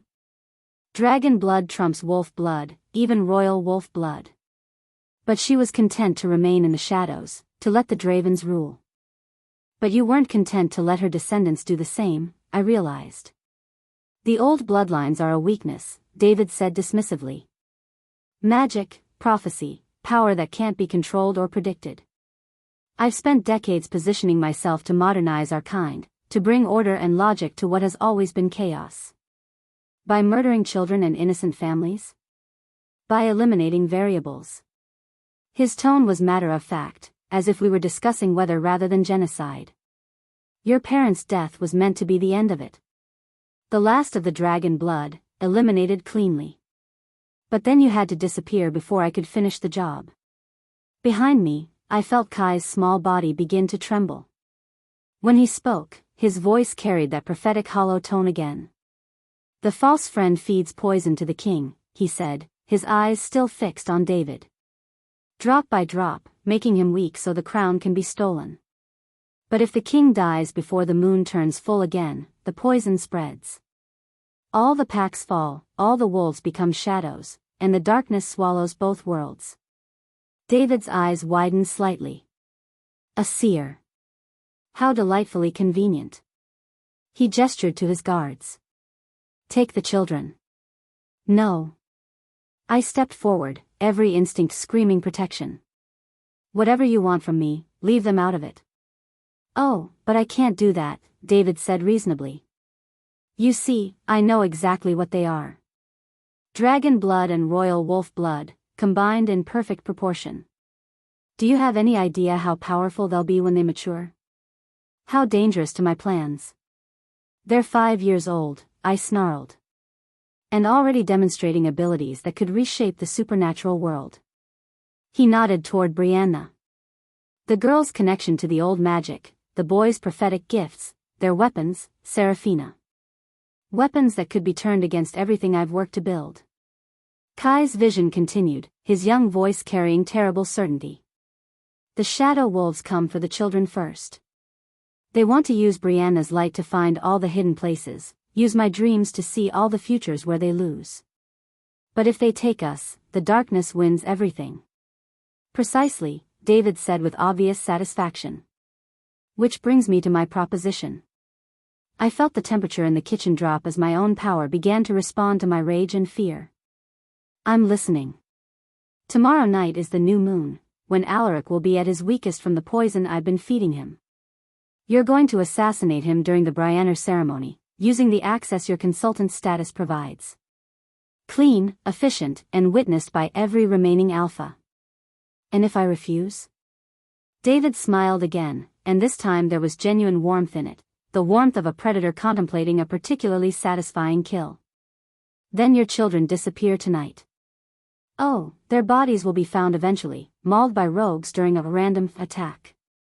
Tragic, really, especially since you'll be blamed for failing to protect them. My hands clenched into fists, and I felt power crackling through my veins like electricity. The dragon pendant at Brianna's throat was glowing so brightly now it was visible even through her clothes. You underestimate what I'm capable of, I said quietly. Do I? You're outnumbered, in hostile territory, with 2 small children to protect. Even if you could fight your way out of the palace, which I doubt, where would you go? Every pack is either dead, corrupted, or too frightened to shelter you. He was right, and we both knew it. I was trapped, just as thoroughly as I'd been 5 years ago when Damon had tried to force me into submission. But I wasn't the same broken girl who'd run into the forest that night. There is another option, David continued, his voice taking on an almost fatherly tone. Join me willingly. Help me establish a new order based on logic rather than outdated bloodlines and mystical nonsense. Your children would be raised as my heirs, taught to use their abilities properly. Under your control, I said. Under my guidance. Imagine what they could accomplish with proper training, without the burden of emotional attachments holding them back. Brianna made a small sound of distress, and I felt her tiny hands slip into mine. Through that connection, I sensed her growing understanding of what David represented, not just a threat to our family, but to everything good and bright in the world. Mama, she whispered, so quietly only I could hear. The pretty stone is showing me things. Bad things. If the sad king dies, everyone we love dies too. The bookshop burns, Tommy gets hurt, even the nice doctor who helped birth us. The scope of David's ambition was breathtaking in its evil.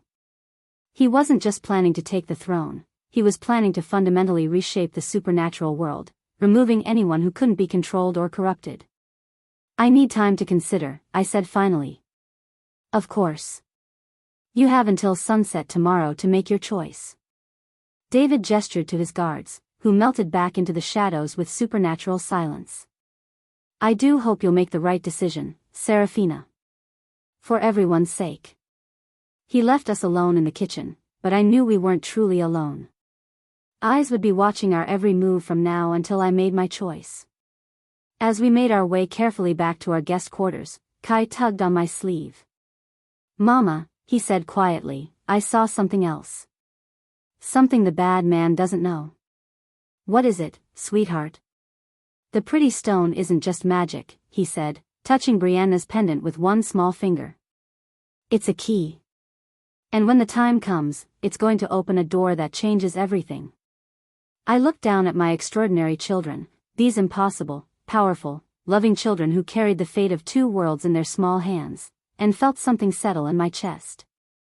David thought he held all the cards, thought he could force me to choose between saving my children and saving Alaric. But he was wrong about one crucial thing. I wasn't going to choose. I was going to find a third option, even if it meant unleashing every drop of dragon blood in my veins to do it. The only question was whether I could figure out how before sunset tomorrow. Chapter 7.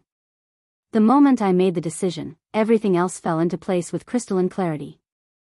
I found Alaric in his private study just after midnight, hunched over battle plans that would never work because they were based on incomplete information. The lamplight caught the silver threading through his dark hair, premature aging from the poison David had been feeding him for 5 years. My heart clenched at the sight of him, this powerful king reduced to a shadow of himself by betrayal and grief. But beneath the exhaustion and pain, I could see the man I'd fallen in love with in a moonlit forest, the one who'd treated me like a goddess instead of a burden. "Your Majesty," I said softly from the doorway. He looked up, and those molten silver eyes brightened at the sight of me. Even poisoned and dying, even convinced I was a stranger, the mate bond still called to him. "Lady Elena." "It's very late." I couldn't sleep. I stepped into the study and closed the door behind me, noting how his pupils dilated slightly as my scent reached him. "I've been thinking about what Brianna said. About you being sick." His jaw tightened. "The child has an overactive imagination." "Does she?" I moved closer, watching the way his breathing changed, the almost imperceptible way he leaned toward me. "Or does she see things others miss?" "What are you really asking me?" Instead of answering, I reached up and slowly pulled the pins from my hair, letting it fall in waves around my shoulders. Then I wiped away the makeup that had aged and hardened my features, revealing the face beneath. Alaric went absolutely still, his eyes widening as recognition dawned. "No," he breathed. "You're dead. I buried you myself. I stood over your grave, Anne." "You stood over an empty coffin filled with stones," I said quietly. "I'm sorry, Alaric. I'm so sorry for what you've been through. But I had to protect them." "Them?" As if summoned by some invisible signal, Brianna and Kai slipped into the study. Brianna's dragon pendant was glowing softly against her chest, while Kai's golden eyes held that distant quality that meant visions were close to the surface. "Daddy," Brianna said simply, and the single word shattered what was left of Alaric's composure. He was across the room in a heartbeat, dropping to his knees in front of the children and reaching out with shaking hands to touch their faces. "You're real. You're both real." "We're real," Kai confirmed, stepping into his father's embrace without hesitation.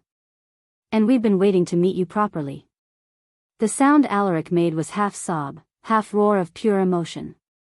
He gathered both children against his chest, burying his face in their hair, and I watched 5 years of grief and guilt crack open inside him. "How?" he asked, his voice muffled. "How is this possible?" "Death's door flower," I explained, moving to kneel beside them. "My grandmother taught me about it. It simulates death so perfectly that even supernatural senses can be fooled. You've been alive all this time."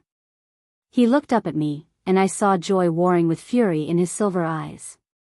5 years, Serafina. 5 years I've been dying inside, believing I'd lost you forever. I know. I'm sorry isn't enough." He rose to his feet, still holding the children, and the temperature in the room dropped 20 degrees. "Do you have any idea what you put me through? What losing you did to me? Alaric. I've been poisoned for years because of you." The words exploded out of him with volcanic force. "The mate bond curse activated the moment I thought you were dead. Every day since then, it's been slowly killing me. Another month, maybe 2, and I would have followed you to the grave." The children looked between us with worried expressions, but Brianna reached out to touch Alaric's face with her small hand. "The poison isn't from missing Mama," she said gently, her empathic abilities picking up truths he couldn't see. "The poison is real poison. Someone's been hurting you on purpose." Kai nodded gravely. "The bad man with the false smile. He's been putting poison in your food and drink for a long time." "What?" Alaric's rage shifted, refocusing with laser intensity. "Who?" "David," I said, the name dropping into the sudden silence like a stone into still water. "Your trusted beta has been systematically destroying your life for years. He forged the order that led to my parents' deaths. He orchestrated my rejection by Damon. He's been poisoning you while positioning himself to take the throne." The silver in Alaric's eyes flickered to wolf gold and back again as his control wavered.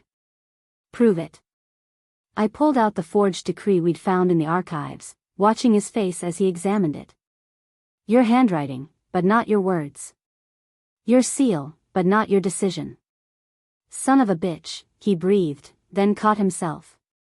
"Sorry, children. We've heard worse," Brianna said pragmatically. "The bad man said lots of ugly words when he threatened Mama."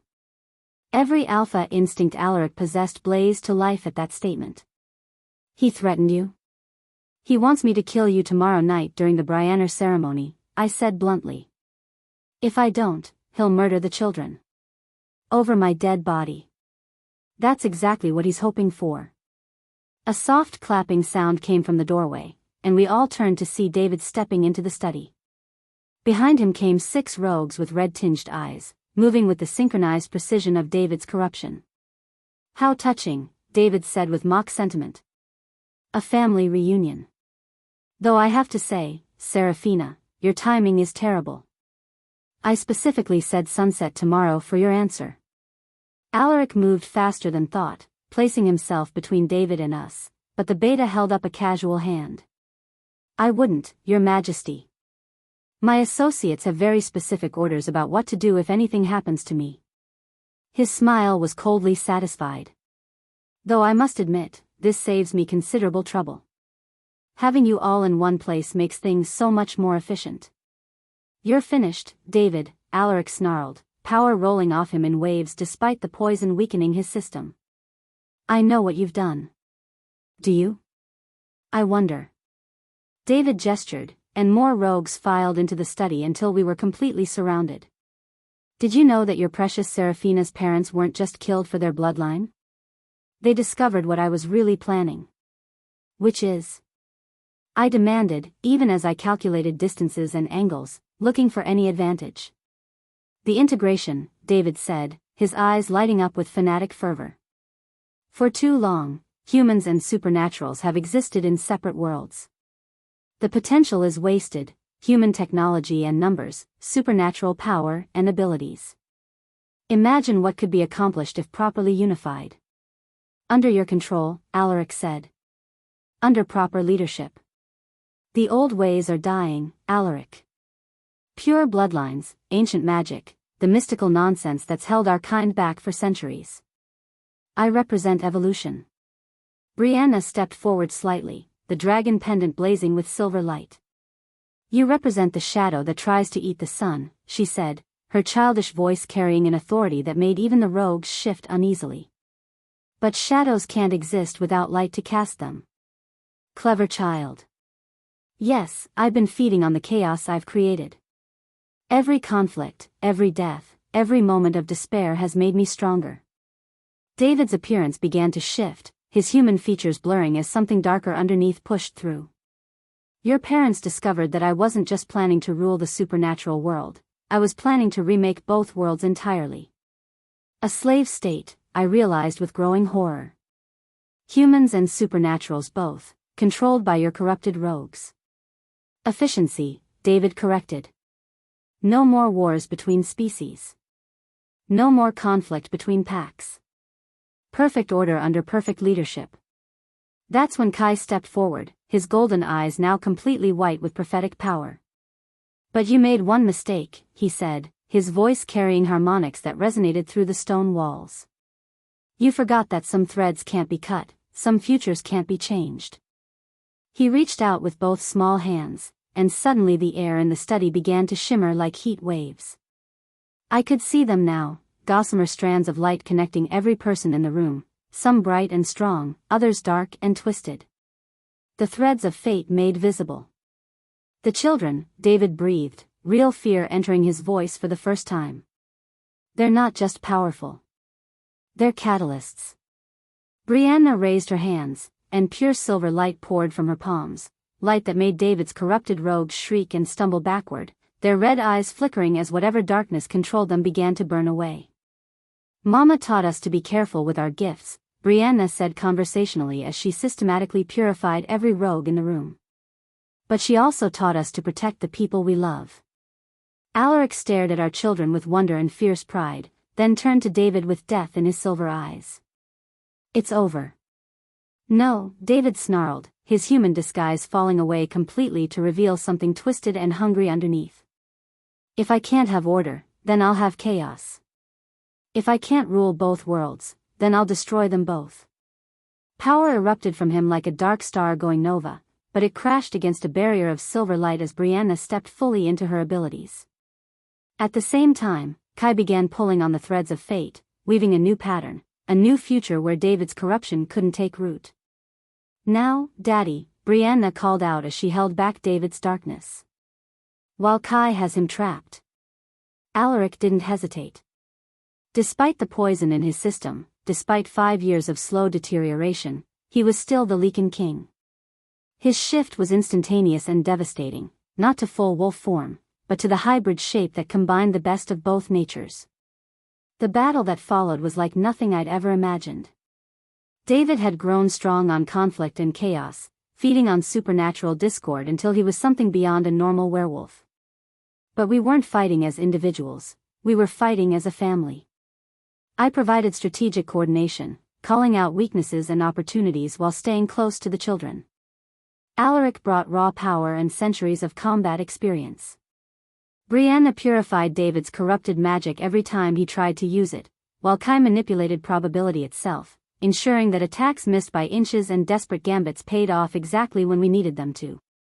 "You cannot win," David roared as silver light and twisted darkness clashed in the center of the study. "I've planned this for decades. Every contingency, every possibility. Except one," I called back, reaching into my jacket for the vial I'd prepared earlier, the antidote to his poison, brewed from my grandmother's notes and 5 years of careful research. "You never planned for a family that fights together." I threw the vial to Alaric, who caught it without looking and downed it in one swallow. The effect was immediate, color returned to his face, strength flooded back into his movements, and the mate bond between us flared to full life for the first time in 5 years. The combined surge of our reconnected bond, filtered through our children's incredible abilities, was more than David could withstand. His darkness shattered like glass against Brianna's purifying light, while Kai rewove the threads of fate to trap him in a prison of his own making. "This isn't possible," David gasped as his stolen power drained away, leaving only a broken man consumed by his own ambition. "It's love," Brianna said simply, taking my hand in hers while Kai took Alaric's. "Love is always possible."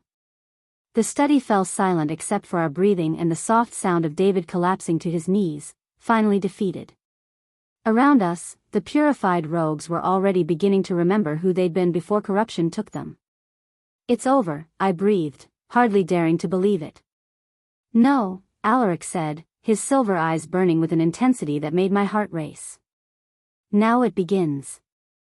Before I could ask what he meant, he swept me into his arms and kissed me with 5 years of grief, rage, love, and desperate need. The mate bond sang between us like a struck bell, and I felt our children's delighted laughter as they wrapped their arms around our legs. We were a family. Broken, extraordinary, and finally whole. And we were going to rebuild this world together. Chapter 8. 3 months after David's defeat, I stood in the palace gardens watching my children play with other supernatural youngsters from across the territories, and marveled at how quickly the world could transform when built on truth instead of lies. Brianna was teaching a young Selkie how to purify corrupted water, her silver eyes serious with concentration as she guided the child's hands. Kai sat cross-legged in the grass with twin phoenix chicks, their golden eyes distant as they shared visions of possible futures.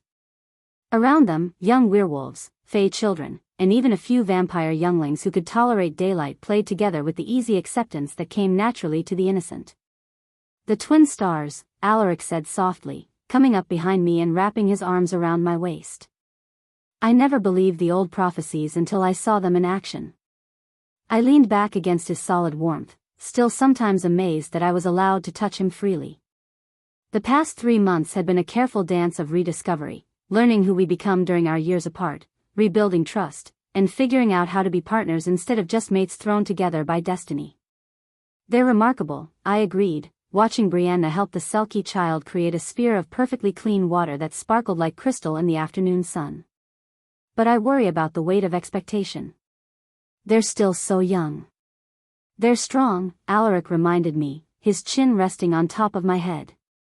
"Stronger than either of us were at their age. And they have something we didn't, a family that will fight to protect them."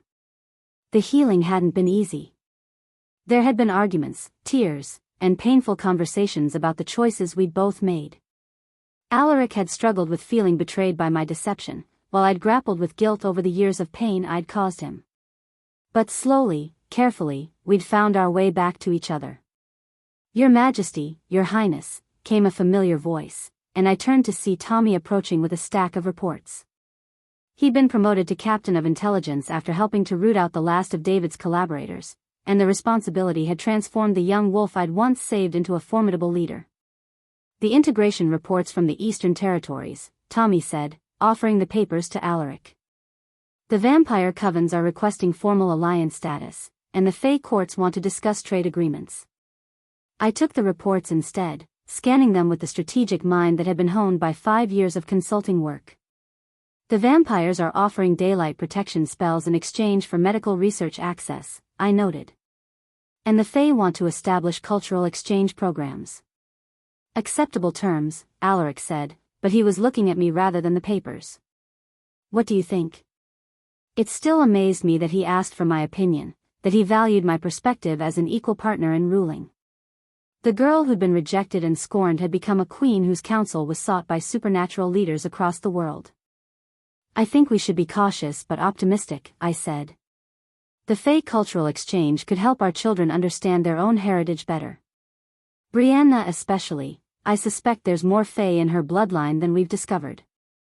As if summoned by my words, Brianna looked up from her lesson and smiled, her silver eyes sparkling with otherworldly light.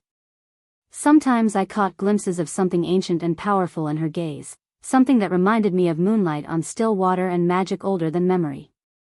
"Actually," Alaric said quietly, "that brings up something we need to discuss." I turned in his arms, noting the careful way he was choosing his words.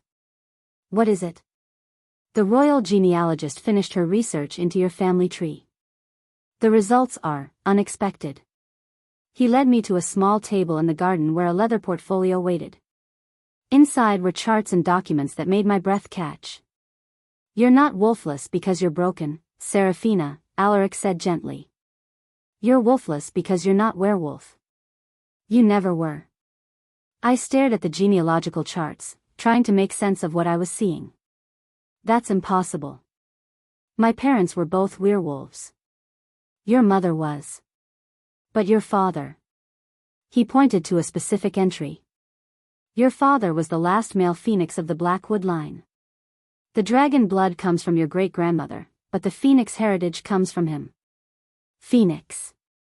The word resonated through me like a struck bell, and suddenly so many things made sense. The strange awakening I'd felt the night I rejected Damon. The way I'd literally died and been reborn when I took the death's door flower. The complete transformation from broken girl to powerful woman. "That's why you could survive the death simulation," Alaric continued. "Phoenix resurrection isn't just metaphorical. You actually died that night, and your true nature brought you back transformed." "But the children," I said, my mind racing. "If I'm Phoenix and you're werewolf." "Should be impossible to conceive," he finished. Phoenix and wolf bloodlines are incompatible. Except. He trailed off, and I saw something flicker in his silver eyes. Memory. Recognition. Something that made my heart start to race. Except what? Before he could answer, Brianna appeared at my elbow as if she'd teleported. The dragon pendant at her throat was glowing softly, and her expression was oddly knowing for a 6-year-old. "Daddy," she said seriously, "the pretty stone wants to show you something. May I?" Alaric knelt down to her level, and Brianna placed her small hand on his forehead.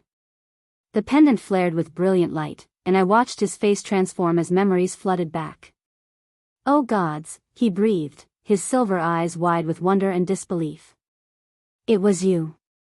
In the forest. It was always you." The pieces clicked together like a puzzle solving itself. The mysterious stranger with silver eyes who'd saved me that night. The one who'd loved me with such reverence, who'd treated me like a goddess. The father of my children who'd disappeared at dawn. David's curse, I realized. He didn't just poison you slowly, he cursed you to be unrecognizable to me. A layered curse, Alaric confirmed, rising to his feet and cupping my face in his hands. Designed to ensure I could never find you, never connect with you, never break the mate bond properly. But when He glanced at the children and chose his words carefully. "When we came together that night, when Brianna and Kai were conceived, the first layer shattered. That's why the pendant reacted to your presence," I whispered, everything finally making sense. "It wasn't warning me about you, it was trying to tell me the truth." "The dragon pendant chooses its bearer," Brianna said matter-of-factly. "It chose me because I carry the blood of all 3 royal lines, wolf, dragon, and phoenix. Kai has them too, but his gift is seeing the threads of fate. Mine is seeing the truth of what was, is, and could be."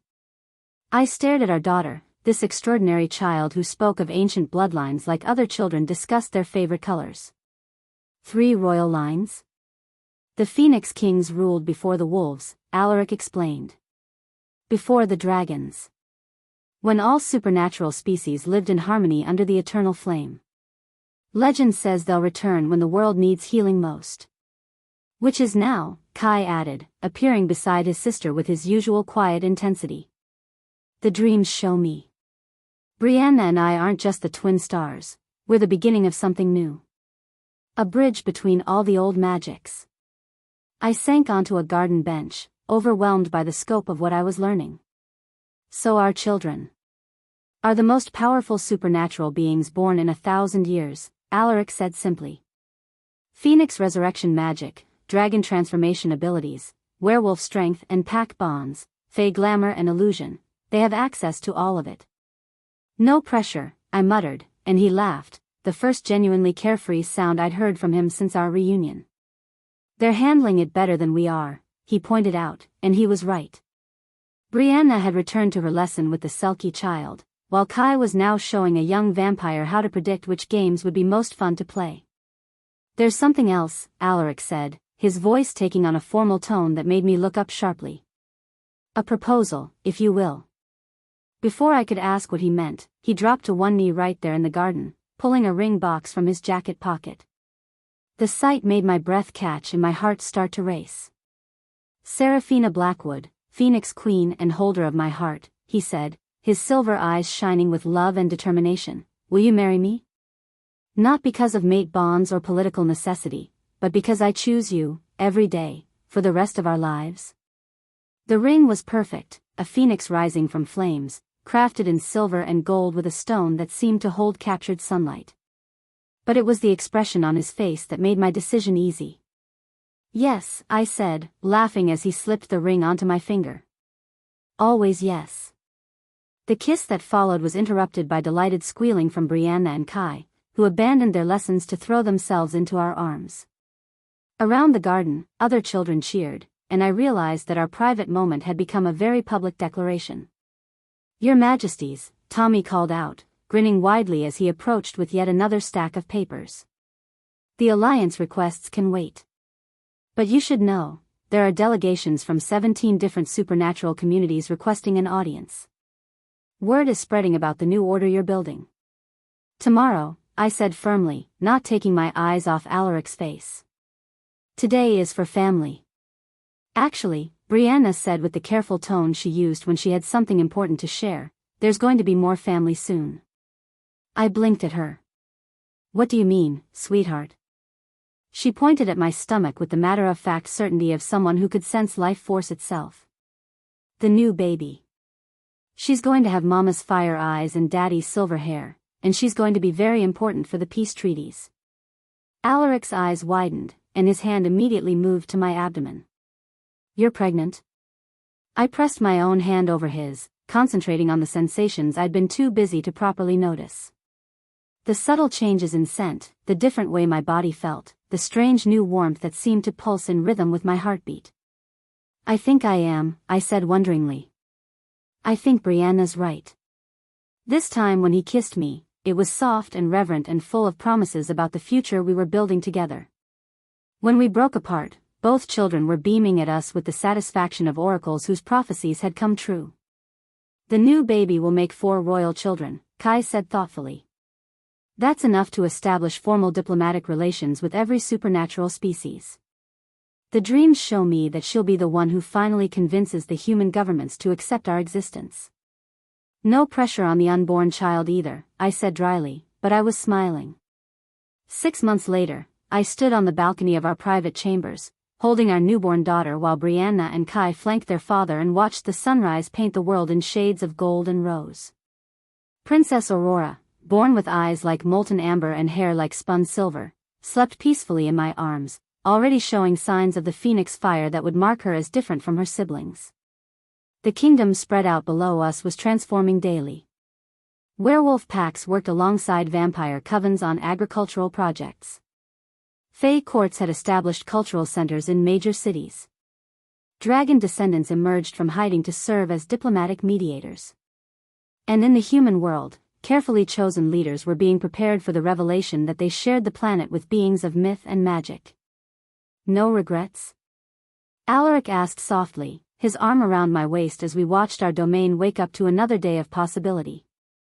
I thought about the broken girl who'd fled this palace 5 years ago, terrified and alone.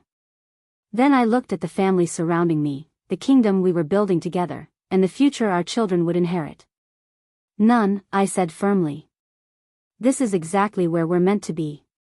Brianna leaned against my side, the dragon pendant now sharing space around her neck with a phoenix feather charm that Aurora had been born clutching. The pretty stones say there are more adventures coming, she said contentedly. Good ones, though. Happy ones.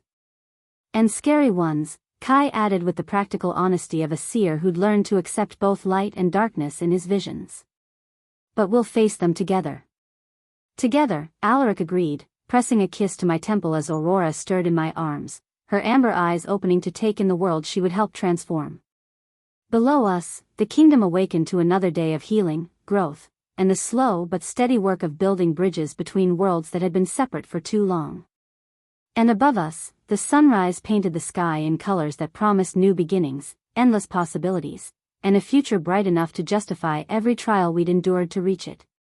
We were no longer just survivors of our past, we were architects of our destiny, creators of a new world where love conquered fear and family was the strongest magic of all. And this was only the beginning. Epilogue. 10 years later. The annual Harvest Festival had grown beyond anything I could have imagined when we first established it 5 years ago. What had started as a small celebration of supernatural unity now drew delegations from every corner of the world, human and non-human alike. I stood on the main balcony of the palace, watching the festivities unfold in the great courtyard below, and marveled at how natural it all seemed now. Vampire children played tag with werewolf pups in the fading sunlight, their different needs accommodated by carefully planned schedules. Fae musicians performed alongside human orchestras, their magic weaving through the air in visible streams of color and light. Dragon descendants demonstrated their shape-shifting abilities while Phoenix-born taught fire dancing to anyone brave enough to learn. "Mom, have you seen Atlas?" came Aurora's voice from behind me. At 10 years old, our middle daughter had inherited her father's silver hair and my amber phoenix eyes, along with a diplomatic gift that already surpassed most trained ambassadors. She was also, I suspected, about to give her teenage brothers a stern talking to about whatever mischief they were planning. Last I saw, he was with Brianna in the diplomatic pavilion, I said, brushing a strand of silver hair away from her face. Why? What has your brother done now? Aurora's expression, so serious for someone so young, told me everything. He's been using his probability site to win all the carnival games. Again. Brianna says it's ethically questionable, and Kai says it's statistically inevitable, but I think it's just showing off. I bit back a smile. Atlas, our youngest at 7, had been born with the most unsettling combination of his siblings' gifts, Kai's ability to see probability threads, Brianna's emotional intuition, and Aurora's diplomatic instincts, all wrapped up in a package of mischievous curiosity that kept us constantly on our toes. I'll speak with him, I promised. And with his father about proper use of supernatural abilities in public. Good. Because Mrs. Henderson from the human delegation is starting to ask uncomfortable questions about how a 7-year-old can predict carnival outcomes with perfect accuracy. From the mouths of babes. Aurora had been serving as our unofficial junior diplomat since she was 5, smoothing over the inevitable cultural misunderstandings that arose when multiple species tried to celebrate together. Your Majesty. Tommy's voice carried from the doorway, and I turned to see him approaching with his usual stack of papers, though these days they were more likely to be trade agreements than battle reports. The evening presentations are about to begin. Of course. I straightened my crown, still felt strange after all these years, and prepared to make my way downstairs. The evening presentations had become the heart of the festival. Each supernatural community showcased their unique abilities and culture, but more importantly, they demonstrated how those gifts were being used to benefit everyone. This year's theme was Building Tomorrow, and I was particularly excited to see what our children had prepared. The Great Hall had been transformed into an amphitheater, with delegates from 47 different communities filling every seat. Humans sat beside vampires, werewolves chatted with selkies, and fey nobles shared popcorn with dragon younglings. The casual intermingling that had once seemed impossible now felt as natural as breathing. Alaric found me as I entered, his hand warm and familiar as it settled on my back. 20 years together, counting our rocky start, and he still made my heart skip when he smiled at me. Ready for this? He murmured, nodding toward the stage where our children were preparing their presentation. Are we ever? I replied, but I was smiling too. Brianna stepped forward first, now 16 and grown into her role as heir with the grace of someone born to leadership. The dragon pendant still hung around her neck, though she'd added phoenix and wolf talismans over the years as her abilities expanded.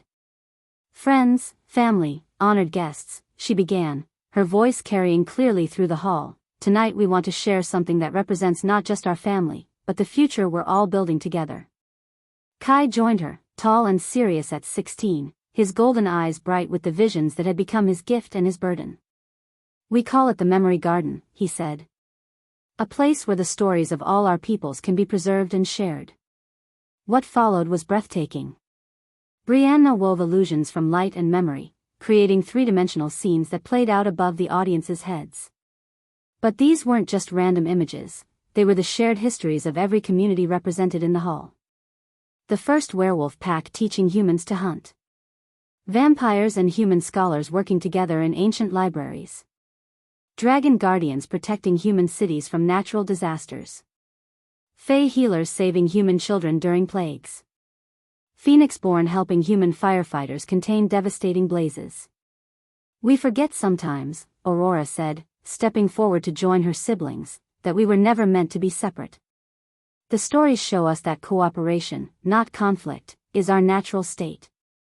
Then Atlas bounded onto the stage with the enthusiasm of a 7-year-old who'd just been handed the spotlight. And the best part, he announced, is that everyone gets to add their own stories. Watch this. He closed his eyes and spread his small hands, and suddenly the air filled with probability threads made visible, thousands upon thousands of possible futures spreading out like a web of light. But instead of chaos, they formed patterns, showing how each choice, each alliance, each friendship created ripple effects that touched every corner of both human and supernatural society. Every kindness creates more kindness, Atlas said with the matter-of-fact certainty that only children possess. Every friendship makes more friendships possible.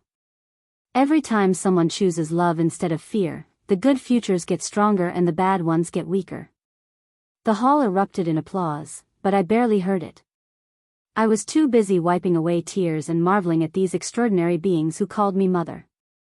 Later, after the formal presentations had ended and the celebration had moved to the gardens, I found myself alone with Alaric on our private balcony.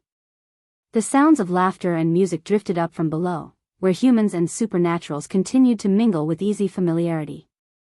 "Do you ever miss it?" Alaric asked quietly, settling beside me on the stone bench we'd placed here years ago. "The quiet life? The bookshop?" I considered the question seriously. There were certainly moments when the weight of crown and responsibility felt overwhelming. Times when I longed for the simple pleasure of shelving books and recommending novels to customers. Sometimes, I admitted. But then I look at what we've built, at our children, at the world they'll inherit, and I know we made the right choice. Even the difficult parts? Especially the difficult parts. I leaned against his shoulder, solid and warm and eternally reassuring. The girl who ran away from this palace 20 years ago never could have imagined this future. But the woman who came back knew it was possible. And now? Now I'm excited to see what comes next. I gestured toward the garden, where Brianna was teaching a group of mixed-species teenagers some complex magical technique, while Kai led a discussion about responsible fortune-telling with several young seers. Aurora mediated a playful dispute between vampire and werewolf children, and Atlas demonstrated his probability sight to a fascinated group of human scientists. "They're going to change the world even more than we did." "They already are," Alaric said softly. "Did you know Brianna has been corresponding with supernatural communities in Asia and Africa? She's planning a global council for next year. And Kai's been writing a book about prophetic ethics," I added. "Aurora's already being invited to speak at human universities about cultural integration, and Atlas." I paused, watching our youngest attempt to juggle while predicting which balls would drop. "Atlas is going to either revolutionize probability theory or give us all heart attacks." "Possibly both." Alaric laughed, the sound rich in content. "Definitely both." A comfortable silence settled between us, broken only by the distant sounds of celebration. This was my favorite time of day, when the formal duties were done and we could simply be a family, watching our children grow into the remarkable individuals they were destined to become. "Sarah," Alaric said suddenly, his voice taking on a tone I recognized. "There's something I've been meaning to tell you." I turned to look at him, noting the careful way he was choosing his words. "What is it?" "The healers confirmed it yesterday. You're pregnant again." For a moment, I just stared at him, processing the words. Then joy bubbled up from somewhere deep in my chest, bright and effervescent and completely overwhelming. "Really?" I breathed. "Really. The Phoenix gifts make it harder to detect early pregnancy, but they're certain now." His silver eyes were bright with the same joy I felt. "Due in spring." I thought about our 4 children, about the world we'd built for them, about the future that seemed brighter every day. The idea of adding another voice to our chorus of chaos and love felt perfect. "What do you think?" Alaric asked. "Ready for one more adventure?" Instead of answering with words, I kissed him, pouring 20 years of love and partnership and shared dreams into the simple contact. When we broke apart, both breathless, I rested my forehead against his. "Always," I said. "With you, always." From the garden below came the sound of our children's laughter, mixed with the voices of friends from every corner of the supernatural world. Above us, the stars began to appear in a sky that no longer held the threat of war or persecution, but only the promise of tomorrow. We'd built something lasting here, not just a kingdom, but a family, a community, a future where love truly had conquered fear. And sitting here with my husband, watching our children prepare to inherit a world full of possibility, I knew that this was just the beginning. The best stories, after all, never really end. They just become the foundation for new ones to begin. Thank you for listening. Like, share and subscribe for more.